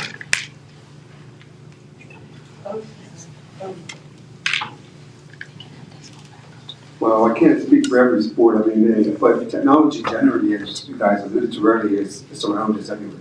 And, you know, everybody has a wearable and everything can be monitored. So from a sports science point of view, from a science physiotherapy, athlete monitoring is a huge part of high performance and a pathway to high performance. So athlete monitoring is physical monitoring, and you know, FBFA and components, I know they're high performance protocol, but we measure everybody in there for hydration, and we get urine analysis every single day. They weigh in, for example, every single day they come on tour. We're doing all those components. You know, Marie alluded to GPS. We analyze the data in the GPS components to help us try and drive decision making. In golf, like I said earlier, the launch monitor has really allowed us to benchmark and compare athletes. Athlete profiling is a huge part, and technology underpins that. Mr. Michelle back there mentioned about assessing athletes. Athlete assessments are a huge part of profiling athletes, and from a young age, and keeping the data so you know what to do. I mentioned periodization, but that data allows us to drive when, for example, strength and conditioning should be introduced to a young male or a young female, and understanding the menstrual cycle in the female athlete, and what is normal, what is abnormal. That is a difficult conversation, more difficult for a male to have than anything else, but it's a necessary conversation, and we can monitor that. There's abilities to monitor that on a daily basis, and technology allows you to do all of that stuff. But before all and end all, you need humans to be able to analyze that data. Yes, there'll be AI, but you still need a human element to that. So I do believe that we should be investing in the human capital as an adjunct to all of that. All right. Jay, we come from track and field. You just be sniggers for the most part, being trained. As a sport that doesn't utilize much technology, how do you feel that, where do you feel that technology stands with respect to track and field? Yeah, I think we touched on it earlier, and Neil talked about like the high, so talked about the high performance centers and everything. So for me personally, I was introduced to like VO2 max training, you know, the testing and lactate threshold and all of that once I went off to university. So I was probably 18 or 19. So maybe it was too late. Maybe I perhaps could have done it earlier. You're definitely too late now. Oh yeah, definitely too late. At my age, yeah, 29. But I think like for an endurance athlete, those are the levels of testing that would be necessary, and I would like to see that. You know, I think what's said already is just about how would we be able to do it, who would read it, you know, those types of things. But where I was in school, we had a exercise physiology lab, and then I ended up doing that as part of my my university degree. So exercise physiology and kinesiology and everything. So it was a passion for me academically, but it was also from an athletic standpoint, just understanding, you know, my body and how it worked, and run into your max. That was probably one of the best experiences ever, to do the VO2 max test and basically run to exhaustion. It was a great experience. Jennifer. So where does, in your opinion, where does Bermuda stand with it as it relates to track and field? Well, I think it's dormant right now, but it's an opportunity. But it's going to take resources, human resources, the actual lab and everything like that. So that's a higher level conversation, but something that we can identify as something in the future. Yeah. Okay. Neil, go to the technology within triathlon. Not just cycling and different things, just the red suits and everything that goes on. Where do you see it is in sport, and where does it stand in Bermuda? Football and triathlon, sorry. If you have the money, you can afford it. So Tyler's probably got a power meter on his bike. Tyler? Yeah. He's got a power meter on his bike. He can send that to his coach. He probably wears a watch. One thing, if I could ask, we've got athletes in the audience. How many of you have a sleep app and you use it every day? Yeah. It's an interesting point. I just finished a course and it goes to every single sport. Sleep. You all have the technology. You have a phone. You can monitor it. It's one of the biggest things in sport is rest and sleep and recovery. And it's something that everybody ignores because we never talk about it. We say, oh, you've got to get a good night's sleep. It's such a science now, but it's on your phone. Professional athletes all monitor their sleep on their phone. So we have the technology, but we just don't use it. But it's getting the education out there. And it is such an interesting point on this course, how many apps there are for sleep. So you don't have to wire yourself up to a machine. You could just have an iPhone and it's going to monitor and tell you, are you getting enough sleep as an athlete? And that, we have it. So we're in a good place. We're just not using it. I didn't realize how much sleep I need to my phone. Just on the sleep app, Apple does a fantastic one, Beddit. Just put the strap on your bed and you don't have to wear anything at all. If you don't like wearing anything, put the Apple Beddit on there and it'll give you every gauge you want. When I worked in the America's Cup, every single morning we took a sleep score and we used that app with Artemis team. And they'd come in and say, hey, would you play what your sleep score was? We recorded everything they did. And truthfully, it's, like Neil says, sleep is the number one thing on the hierarchy of recovery. You can have all your fancy other things, your boots and everything. Sleep is the key. Okay, Maurice, you was the first one to kind of bring up this technology in this discussion. You want to elaborate more and where it's at and what does it stand for Bermuda as it relates to football? Yeah, it's so that same definition of high performance is we're trying to get better each time. So what we're finding now in football is that we're hitting the second cycle of technology. So we had a GPS vendor last year, and now looking into as we become more knowledgeable about it and saying, okay, what is it specifically that we need, and even there's some opportunity in that because we're saying, okay, there's all of these systems out there, but none of them really do exactly what we need or what we're looking for. So the opportunity in that is in our high performance department, we often say, okay, yeah, we're going to create an app, we're going to create a system, and then we'll sell our system, to the whole world because none of them are specifically fit our budget and use case. But technology is not the end of it. So once you do get hooked up with some technology, you're going to be looking for the next thing and the next thing and the next thing. Which takes us to the fine margins, right? So we're talking about high performance. So trying to to get whatever edge or advantage you can by looking at whatever's next or whatever's common practice or best practice in your sport. Okay.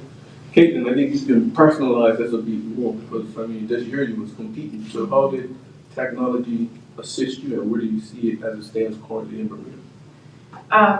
For cycling, it's a big part. Like Neil said, power meter. There's nobody that trains without a power meter and a heart rate monitor. That is how you judge all of your efforts and all your training. I think technology, VO2 testing, lactate testing, there's ways of doing it without the machines now. I think recovery and nutrition are two of the biggest things that and we have stuff available on island, like there's Holistic Health Center, Dr. Joanne Cousins-Simpson. She has red light therapy. There's a lot of things that are available that, it's, again, knowledge. Do we know that these things exist, and do we have access to them? But nutrition, glucose monitoring is a big thing in cycling now. I don't like it because I don't like needles, and I had to do it for 2 weeks. But, it will tell you how food is affecting you. And I think we underestimate, the importance of food in our general life, but for sport, for cycling, I was counting how many, I had to have 90 grams of carbs every hour on the bike. And when I take 90 carbs, it's a lot. It's a lot of food that I had to eat every hour, and it was really, you're forcing yourself. And if I didn't know that, you're eating off field, you're never gonna eat that much. So I think technology, cycling again, aerodynamics is a big part of it, and that is very expensive. It's equipment, but it's also testing.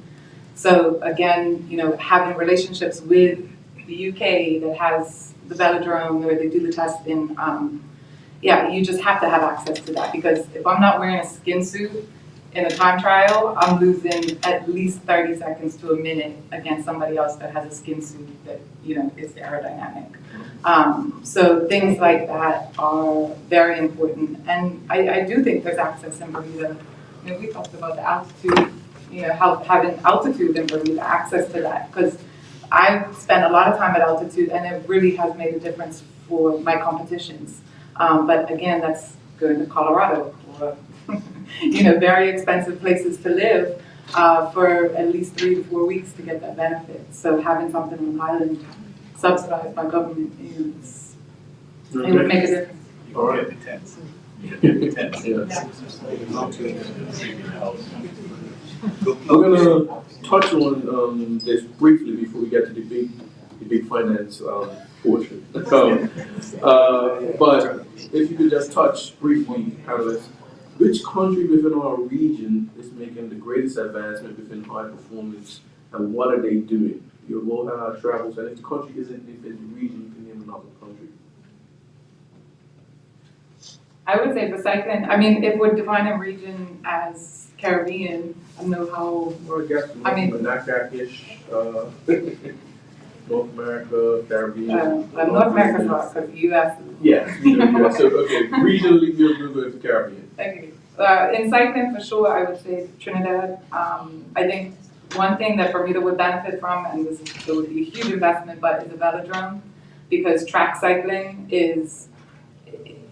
that's where you're going to get really, really good performances out of Bermuda athletes. It's easier to train.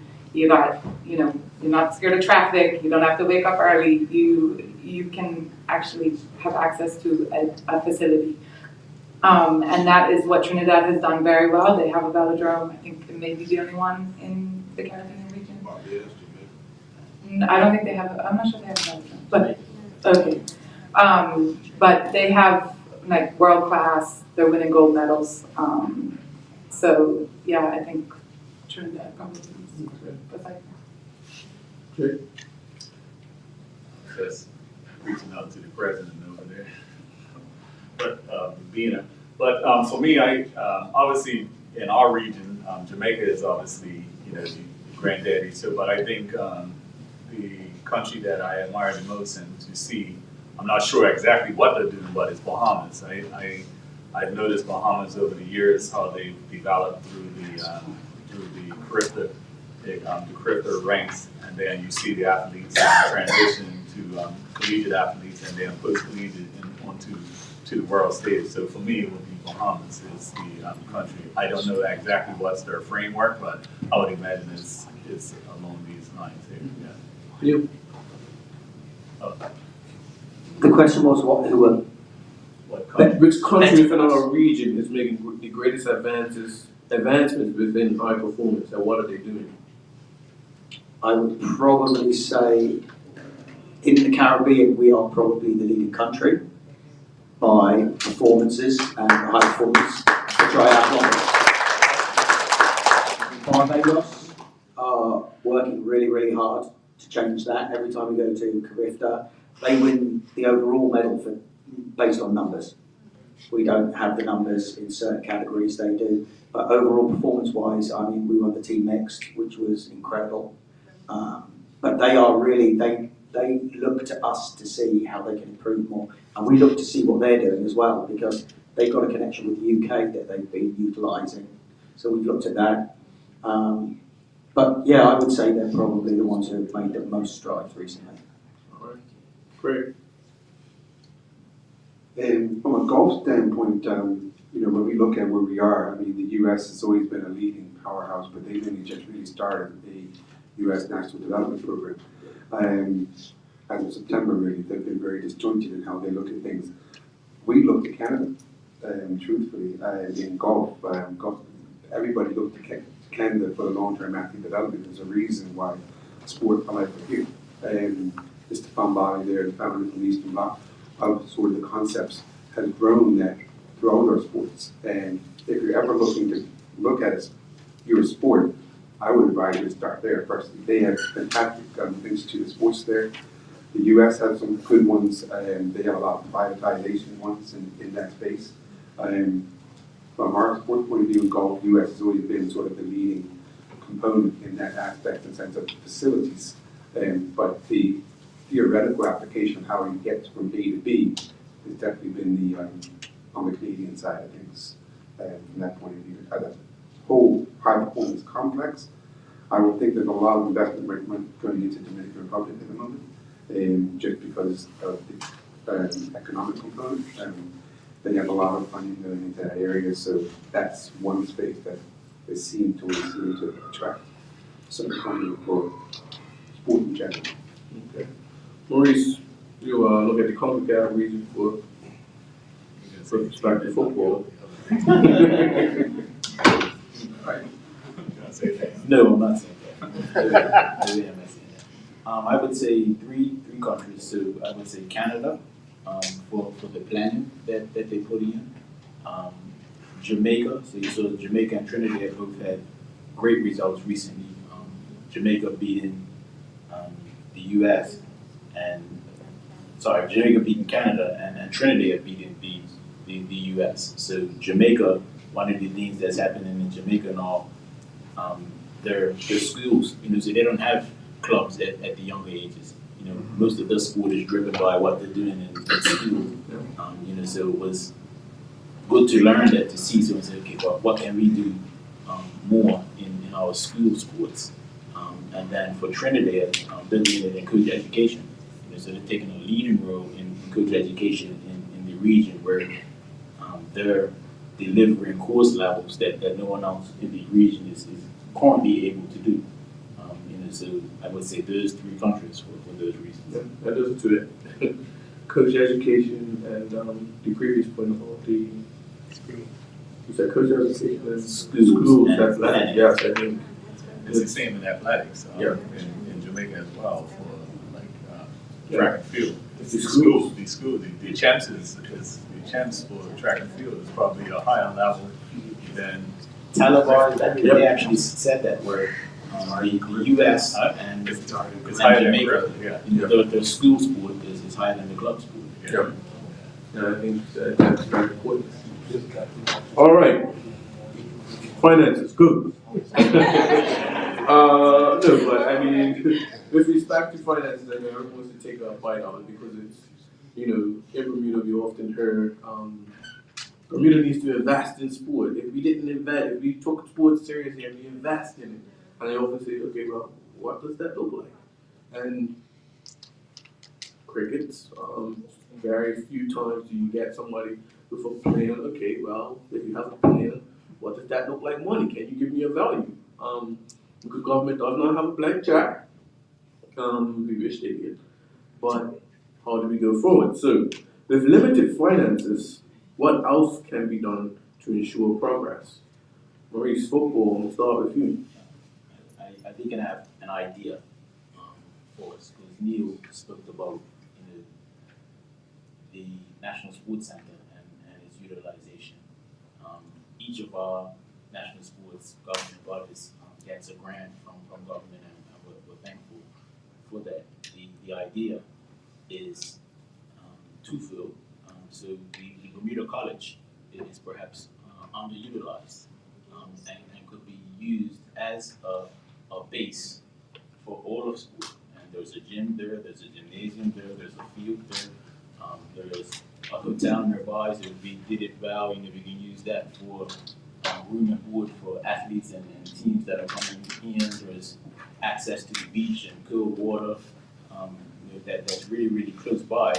And then for all of our national sports governing bodies, the grants that we get, including them, utilizing the Bermuda College that's already being paid for. So we didn't have a BO at Bermuda College that's not from our sports anyway, already being utilized, which would enable us to pool the grants that we do get and then put that together towards whatever it could be, for each individual sport, so if we're each paying the grant, using the grant money that we get to pay for offices and those type of things, or admin, there is already a location that can be used that has a lot of opportunity and upside with it, and then, it's a short jaunt to the National Sports Center to do training if you need specific training, that you couldn't do in that environment. So I think, again, it's around that collaboration piece, or the opportunity around that type of collaboration where we can take those grants that we get and pool them, and then decide, what the priority is thereafter. Yeah. Maximizing our resources. I like that. Neil, you want to jump in on this? Limited finances. What else can be done? What else can be done? Sorry. I don't think there's a lot can be done without money in this day and age, to be blunt. It's very, very difficult. Our volunteers are all exhausted. I think it was interesting on the slides that were put up earlier. If you looked on the SWOT analysis there, a lot of the things pointed out about officials, they're elderly, that they're starting to retire, sports administrators, a lot of older people have been administering sports for a long time. And there's not so many young people coming through. And that's not because of the opportunity cost. They have to give something up to do that. And more people say to me, well, I'd love to come and coach, but how much are you paying me? Well, we haven't got a budget to pay you. But it's a volunteer thing. You volunteer, you come and coach. That's what we've all done for years. They're saying, well, that doesn't really fit in with my life. I need money. And I look back, not the way I did it, but it's now what people want. We've changed as a society. Everyone wants to be paid pretty much for everything, I find. It's harder and harder. People will tell you to get volunteers, or good volunteers to help you with stuff. Because, they're looking at the other things they do in life and say, well, if I go and do this, I'll earn some money, but you're not offering me anything. So I think that's a big challenge. Yeah. And it's going to become more of a challenge as we go forward. So it's blunt, but without money, not a lot happens. Yeah, it's interesting that you brought that, because prior to this, me and Jay was talking about this exact same thing and how I take a little break from coaching, but volunteerism is done because we're not even talking about the need for a second job and this type of thing. So it's interesting that you brought that up. I think one more point. I think Maurice, with football, I see there's a really good program I follow with officials.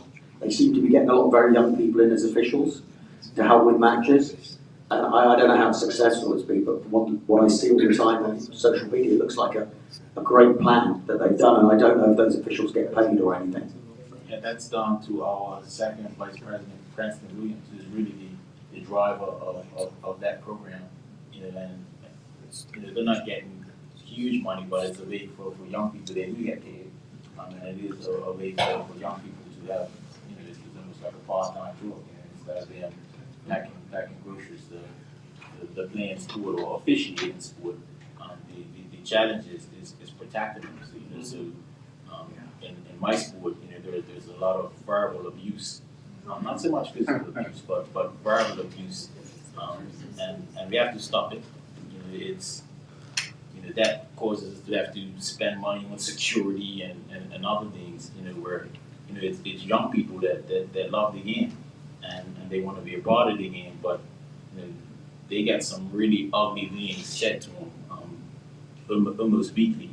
For them loving the game and offering the game and trying to play a part in it, and mostly it's from us adults really, who are hyper competitive, that like, take it way past, commenting like, seriously, I've seen some written reports from young person. Yeah, I was walking through town and somebody shouted out of the car window, "Referee, a trash!" Really, like to a teenager, a young teenager.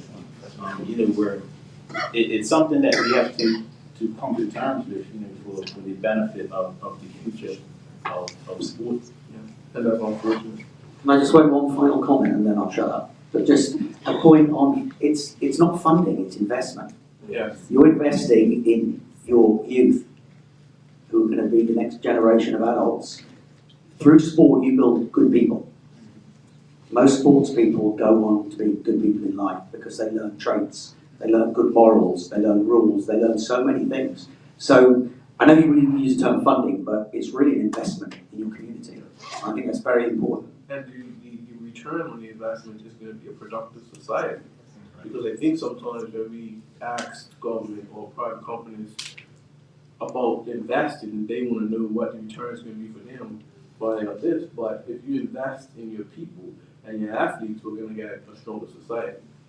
Craig, limited finances, what else can be done to ensure progress? Well, firstly, I think there's a lot of things there that have been said, and ties into what Kyle was asking about before, what is high performance sport, what the principles help us within our community. And you just touched on it as well as that as well. So I think from my point of view of how can we do more with less and effectively, I think there's a way to maybe look at our academic systems in the sense of getting our athletes more time to practice and do things inside our schools, investing in the human component in a slightly different way. Maurice talked about centralization of our administration. I mean, a lot of our stuff is going into the private sector. I mean, moving those things into a government facility will hopefully reduce our need to pay for the private sector in terms of rent, electricity, lights, and things of that nature, which could be repurposed. It's no secret. I mean, Bermuda's socioeconomic times have changed. People do second jobs. Like parents are working endless time to meet things, allow their children to participate in sport. I alluded to it earlier, natural attrition of our officials in our sport. People want to be paid, but equally networking within our regional offices, networking within our international federation, giving them opportunities to go overseas. Again, I commend the BFA with what they do inside their referee program. France has done a fantastic job, and cricket has done it very well with their umpires.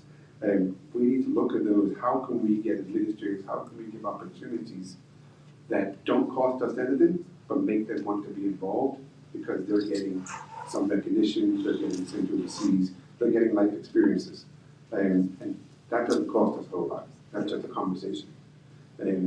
Just recently, our rules official is one of the most qualified rules officials in the region, and he's getting up there in age. He's pushing on to 70. But for the first time ever, he got called up to go to the Jamaican Open to be a rules official. And we're about to celebrate that and talk about that in the public domain to the point here is celebrating individuals, celebrating the small wins are very important for us. So there's other ways around it, but as Neil said, we're not funding sport, we're investing in sport. We're investing in people. And if anybody likes to read, Maurice sort of quoted some of it, the book Legacy by John Kerr is a fantastic book about understanding principles and what built the culture of sport that back to New Zealand All Blacks. And they're the most winningest team in sport history, in any team sports, and they are a definitive culture. And part of that book really alludes to building better citizens through golf and through sport. Golf is one of them. That's what we do, and that's how the power of sport can be done, and not necessarily a financial thing. All right. Jay, limited finances, what else can be done to ensure progress? Right. Well, it's already been touched on. Neil said it best. Obviously, it's an investment. If we don't invest, then we have to change what our expectations are. So, it's either we're going to try to be here, and if we're going to be there, then it has to be parallel in terms of the investment into it from that, you can get a return on the investment. So I look at myself, for instance, who has gone through the whole gamut, coming through the Bermuda Pacers program and then all the way through, and now I'm back with the Pacers as a volunteer mentor, not looking for any type of money, but to put return, and hopefully we'll continuously get more and more people to do that. So as I mentor the kids in their careers right now, my idea is to develop them, socially, athletically, and academically, and then hopefully they can someday, if they don't turn out to be, a track star, they will stay in it, stay in the sport in some form of capacity like that. So I think that's the thing. I think we never really touched on this in Bermuda, but we really have a social issue in Bermuda, social problems in Bermuda that has permeated through sport, and you see it in the individual sports, some more than others. And so for me, when I go to certain sports, like it's very difficult to watch some of these sports and think like this person here is like on the tier of being like a national player, because you see some of the things that they're involved with outside of the sport like that there. So I think that we are in a bit of a crisis in Bermuda when it comes to social issues permeating into sport. And I think the only way we can eradicate that is, through continuous education, development, and everything like that. But ultimately, what we're here for is to talk about, high sports performance. And I think without money and to invest in it, then we will just have to change our expectations. That's as blunt as I can be. I mean, yeah. If it costs 100 and you're going to give us 40, well, you'll probably get 50. Yeah. That's the reality of it. Yeah. Before I finish off with Caitlin, I know for me, I always wanted to see we have government and we have the private sector. And I just want to see them meet in the middle more. I'm not saying it doesn't happen.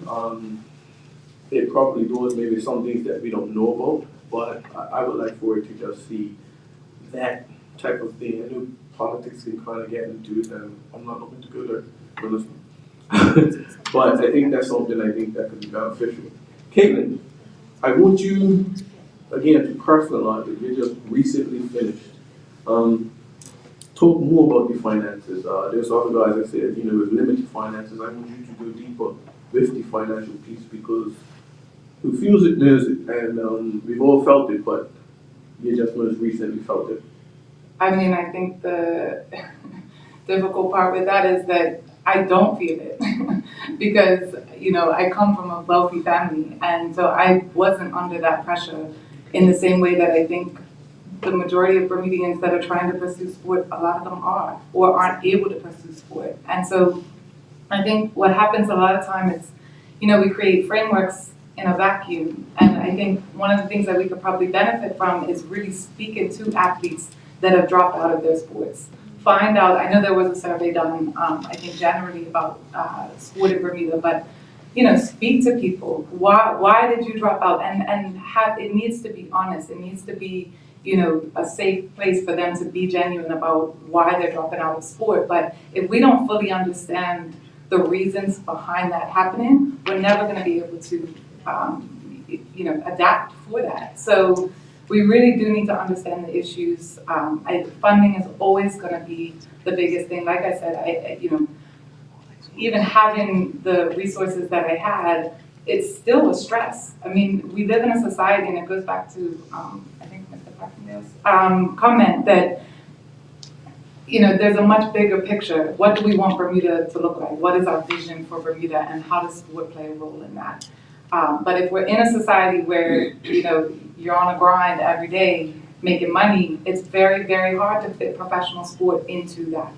And so, yeah, the funding piece is always going to be at the forefront. And I do agree that I think that there needs to be a responsibility on the private sector to engage with it. And, cycling actually does that relatively well, but it's because a lot of people in the private sector are cyclists. Yeah. So you need to find people within these sectors that are already engaged in the sport, already care about the sport, and that's how you're gonna get through to them. But I think there needs to be a big push for that, because, there's a lot of money in Bermuda. It's just where it's being placed and where it's being, kept. You guys want to add anything to that? Or- Well, I'll just give a personal experience. So Caitlin's obviously just recently retired. But I would say this was back in 96, 97. I had just graduated from university and trying to get money to continue on to go to some of the events. And I won't say the person's name, but having a conversation with them, in the track and field arena, they was an official. And third thing, they told me, and I quote, to go to Holland and get married. And I just stay over there. And that's how that was their advice to me. Yeah, to go to Holland, marry a white woman, and stay over there. But that's what was told to me in 1996, 97. That's what was told to me. So you can imagine getting off the phone.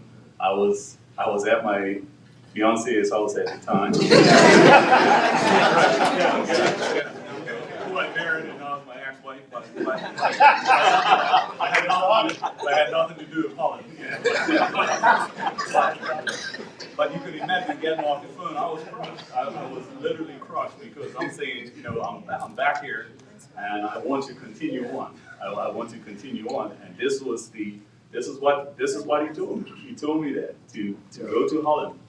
Because somebody else was in Holland as well, another track and field athlete as well, who was, progressing and doing well in the sport. And that's what he told me. Yeah. So I said, I just need $400. I don't need I don't need a wife or something like that. I just want $400 to get you out. Yeah. It's interesting, man, that you brought that up.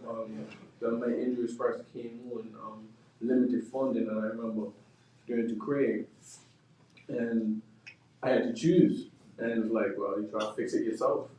And I could fix it myself, but I couldn't pay. You know what I mean? And funding is the biggie in Bermuda, and we know that it is a lot of money. We just have to find a way to get it. And I think these types of conversations have to happen.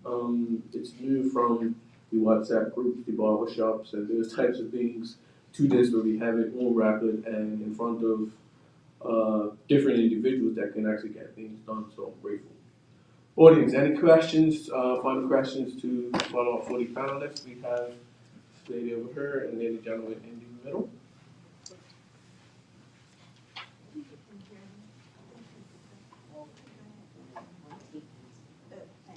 Good evening, everyone. Thanks for facilitating this. And I came in as the parent of an athlete and knowing everything that was discussed and the investment required and what Bermuda has to offer, but more for me is what Bermudians have to offer. And coming out of Jamaica, knowing what we have on the financial side and knowing what our results have been from cricket to football, but athletics being my personal best. And 23 years of knowing Bermuda has it financially. When it comes to the investment, I'm looking at it that it's not heart. So the high performance tonight for me is heart placement. And so if you have the athlete, as in my son, our son, I know where the heart placement is. For him to get to high performance requires a nucleus of good people, but more so his heart being there for the high performance level. What is said from the school level, my personal experiences is that school formative years for sports, for academics, anything is the vital role that gets to high performance. So let's continue to look at what individually we can do, become teams in our own communities, in our own sports clubs that also cultivate and nurture our athletes. Socially, it impacts them, whether it's good or bad. So in the investment role of all the things that the youth and sports can do, it's a part of this big picture. Because if we have individuals in sports leaving Bermuda to become the high performers, the investment coming back means that they'll be building the homes in Bermuda, they'll be building the businesses in Bermuda, and hence Bermuda's economic return is vital. Thank you.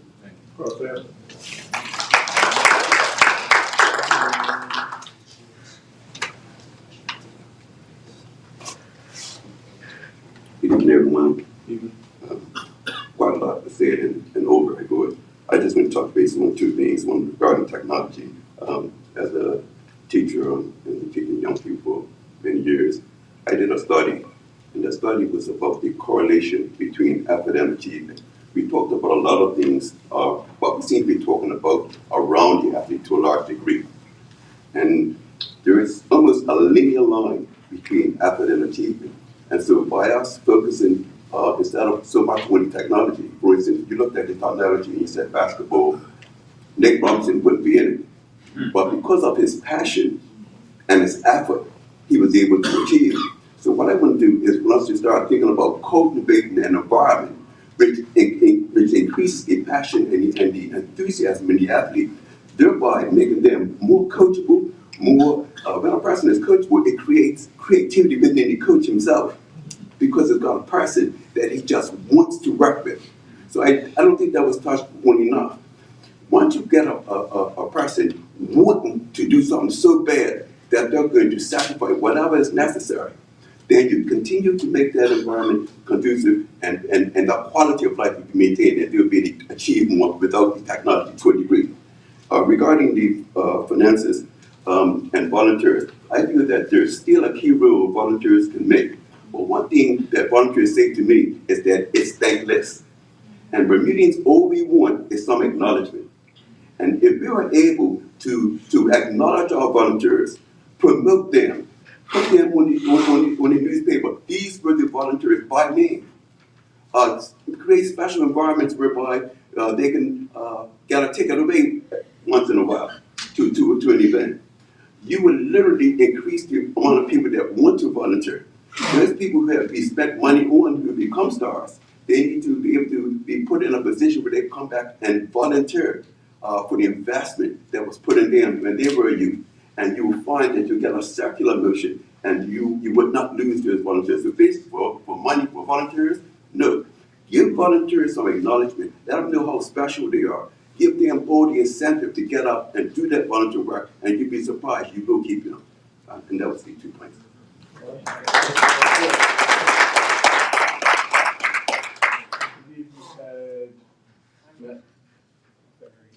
Mr. Sherlock and then Aaron at the back. Good evening, everybody. Again, great discussion. Thank you, panel. I guess a question, it was kind of talked to, but to kind of, if we look at the matrix that's there behind the panelists, we have something that says coach, we have a coach, but then we also have coach education.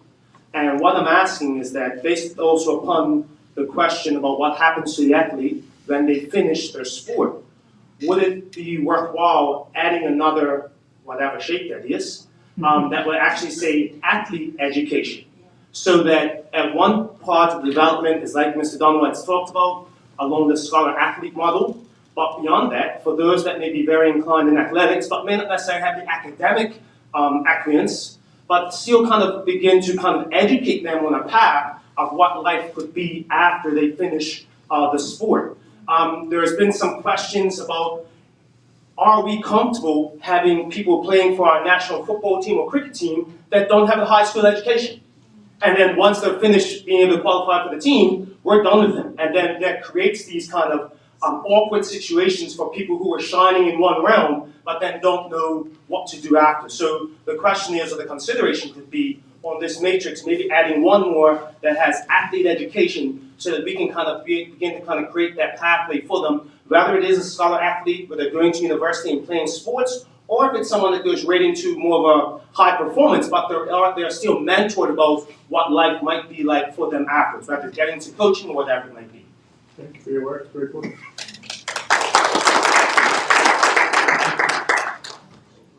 Thank you for tonight. That was awesome. You guys, great points. I thought that this last question with tight budgets, what can be done with tight budgets? With my career, I've been overseas for about 15 years now working with pro sports. And I've worked for a number of teams. Some have been really good, some championship teams, and some that have come dead last. And there is like a big correlation in high performance. So one thing I would say is that the teams that won, that are consistently doing well, they don't have big budgets. The Spurs, they don't have big budgets. You know, they don't get the #1 draft pick every year. They just got it now, but for the longest time, they didn't. But they were able to churn out these teams. And part of my role with these teams was helping to develop these kids that they get from all over the world and then make them physically better to get to that stage. So the teams that were good, they literally, the culture of the whole organization, it's a standard, you know. It doesn't matter if you're a player, you're a coach, you're an administrator, you know. If there's a piece of trash on the floor, Tim Duncan was picking it up, you know. Then no one was bigger than anyone else. And everyone had a standard. And at the end of the year, they would take every player and they would tell that player, okay, I want you to be better in this aspect. And they would break it down to such a level that they were like, these are the tests you're gonna do. This is the standard we want. These are the tools we're gonna give you. This is the schedule that we're gonna be calling you. You know, this is what you need to do. You know, it's literally a pathway to high performance. If they don't do it, it's on you, you know. The teams that did have big budgets, I worked for a team in California who had the LA TV rights deals, and literally they're just throwing money. They have all the tech they could have, right? And, you know, every year they get a high draft pick, first, second, third, whatever, and they never make it, you know. And it's because the culture is, they get like this top kid from Russia, and they say, or Canada, wherever, and they say, we want you to be a better defender come training camp. And then, you know, training camp comes, and he's not, because it's like, what kind of statement is that? You know, it's just like, it's cloudy, I don't know where to go from there. But the teams that are really high performing are like, okay, this is where you're at, this is the test, this is the result you have, this is the comparables, here we go from here, you know? And the whole organization is behind it, and it's a standard. And they don't have more tech, they don't have, you know, it's literally just, you know, being professional. Everyone, the player, the administrators, the coaches, everyone just sets the standard and sticks to it. It's not really a question, it was kind of more of a, what you guys were talking about, exactly what you were saying up there, of like, you know, setting the standard and, you know, being consistent with it. I think that's a big thing too, is a lot of people say, oh yeah, we got all this tech, we're doing all this stuff, or yeah, I want you to do this, and then there's no checkup after, there's no follow through. Yeah. Sorry, it's not really a question, more of a statement, but thank you for tonight, I thought it was excellent. Yeah. Thank you.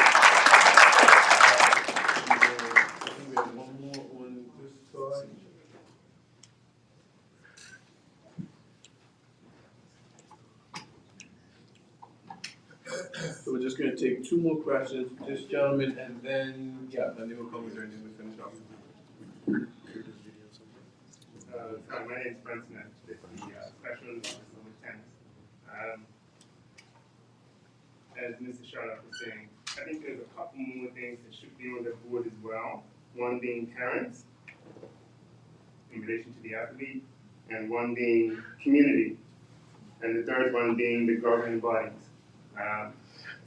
Governing bodies in Bermuda traditionally cater to teams, especially when it comes to tennis. I'm not sure about the other sports, but tennis doesn't send individuals away, they send teams away. So we're talking high performance, and my sport, generally the high performance is individuals, but yet the governing body caters towards teams. So from a Bermuda standpoint, there should be some consideration on what we can do in that aspect. Next question. Full comment. Yeah, good evening, everybody. Like the others in the room, not much of a question, but first of all, I would like to thank the Department of Youth, Sport, and Recreation for putting this on this evening. It's needed. I'm happy to see it. Hopefully, we can have more of these more often. Different panelists I would love to hear from. Matthew Herring, welcome. Robert, nice to see you. Haven't seen you since you've gotten back. But I think that there was a lot spoken on, and I can't even begin to try to speak to it because it would take too long. But I do want to respond to one thing that was said over here. I'll probably respond to one other thing else. We got to get out there and want to be respectful of time. But I don't think society does a great job at preparing athletes for life after sport. So when I was in school, what we did in our mental strength lab was that we saw a need for it. It's like, okay, they have this set of skills. What are they going to do? The percentage of college athletes that goes on to become a professional is less than 1%. So the hanging up the cleats right here, the natural progression is for them to go into coaching. So we started that. The psychology of injury. We also started to put myself or one of my colleagues in the training room. So when they came in for training, we were right there. They talked to the trainers, or the physios, probably more than anybody. So we noticed that and said, let's get us in there. We also were assigned to teams. So I went to lacrosse, another colleague went to track. If somebody couldn't cover it, I got off a bus at 2 a.m. in the morning and went back over for another team at 6. But the biggest thing is, what I really wanted to touch on is funding. I like that you use the word investment because it is. So I'll say this and I'll finish up. Bermuda's done a very good job of promoting education, right? I think as I was growing up, people around my age go off, get an education, come back, okay. So now we've gone off, we've got the education, and I'm going to be quite honest, yes, I want to be paid because I've done what was asked of me. I'm just being honest. I have a skill that no one else currently on the island has. Mr. Aaron's worked for the Spurs. There are a lot of people in there, and I think that people do deserve to be paid. Oftentimes we put the money into technology. I'm not saying it's not needed, but if we invest in the people, right, then these individuals who are spending the time there are going to give you more. They're already giving you what they have, but imagine how much more they're going to give if they're being compensated. So that's just my spiel on it. I think everyone here is available to work, but it comes with a price, you know. Millennials and Gen Zs are saying, and we have to understand the shift in the generations. It's not, you're not going to see people coming in who are qualified volunteering. That's what was done then, and that's fine. And I'm not saying there isn't a space for it now, because there is, like someone here touched on it. But just being frank, I've done it, I've got the experience speaking for myself, Brother Aaron over there as well, and many others in there. People do need to be compensated, and maybe looking at that. But yeah, I'd like to see this more again so we can continue to talk and advance to say next year, November 30th. Hopefully every organization and everyone has moved forward. And thank you to everybody in there, because I see a lot of you putting in countless hours in your fields. Shona probably spends more time on the pool deck than anybody in Bermuda. So thank you all.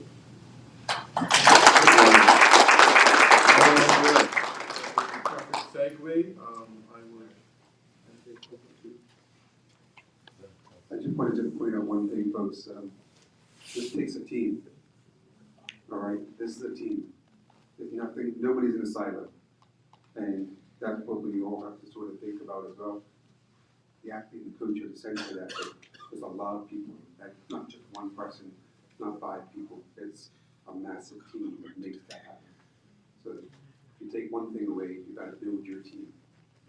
All right, look internally what you have and build your team. All right, and with that said, I'll hand it over to Mr. Evans. Thank you.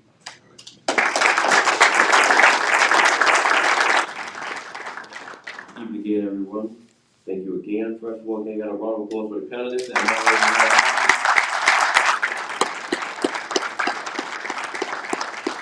Definitely some quality discussion. Funding, obviously, a major cause of concern. But again, as public officers, we cannot move to a minister or to higher government officials that make these decisions on funding without having the data, as we said, without having frameworks in place so that when we do move and try to get more money, we can get it. But outside of that, we've spoken about investment, and this is just for people who are not involved with NSGB, it's just for the general public. Our funding program is called the Sport Investment Program. The term used to be grants, but what we found was that people used it as a grant and felt they were given money and didn't have to do anything with it. So investment now, if you get funded and you say that you need $20,000 for coach education, and from that you will end up having 40 new certified coaches, we at the department expect to see that, because that helps us to tell a story to Minister Darrell so that we can get increased funding for sport. So it's not just us, it's the NSGBs, our stakeholders who get the funding, who have to do more with the funding so that we can tell the story for sport. All right, so this is just for clarity, and also this particular discussion was about high performance. That doesn't mean that we solely focus on high performance. Within our national sports policy, we speak to increasing participation, we speak to achieving sporting excellence regionally, we speak to increasing the value of sport, which wasn't touched on in this discussion. We also speak to access and facilities, increasing access to facilities, not just for our international athletes who now get 2 free months of uses of NSC or any other government-sponsored sports facility to train for international competition, but also increasing access to facility for sports programming. Maybe we do partner with NSC and create a swim program so more kids get access to that pool and learn how to swim. If we do partner with a tennis coach and put on a free tennis program down at the WER Joe facility so more kids get exposure to tennis for free, or pickleball. You see, so it's not just high performance. This is just the beginning, but we have to have this conversation so that we can put a framework together to get the funding. And again, with investment, and this is just another word to the NSGB, as I say it all the time, we need you to tell the story for sport. If you are given funding, make the most of it, meet your objectives, report on it, so that we can tell the story. And again, us as the department director, we are very transparent. We communicate with everyone. If there's any piece of information that you need, feel free to contact me, Jacon Adnis, JA@golf.bm. We can give you any piece of information in regards to how we fund, who we fund, why we fund. All right, so everything is above ground. There's nothing too high. We would just like to see sport push forward, and we need you to do it. So thank you again for your time, and hopefully we can move this forward.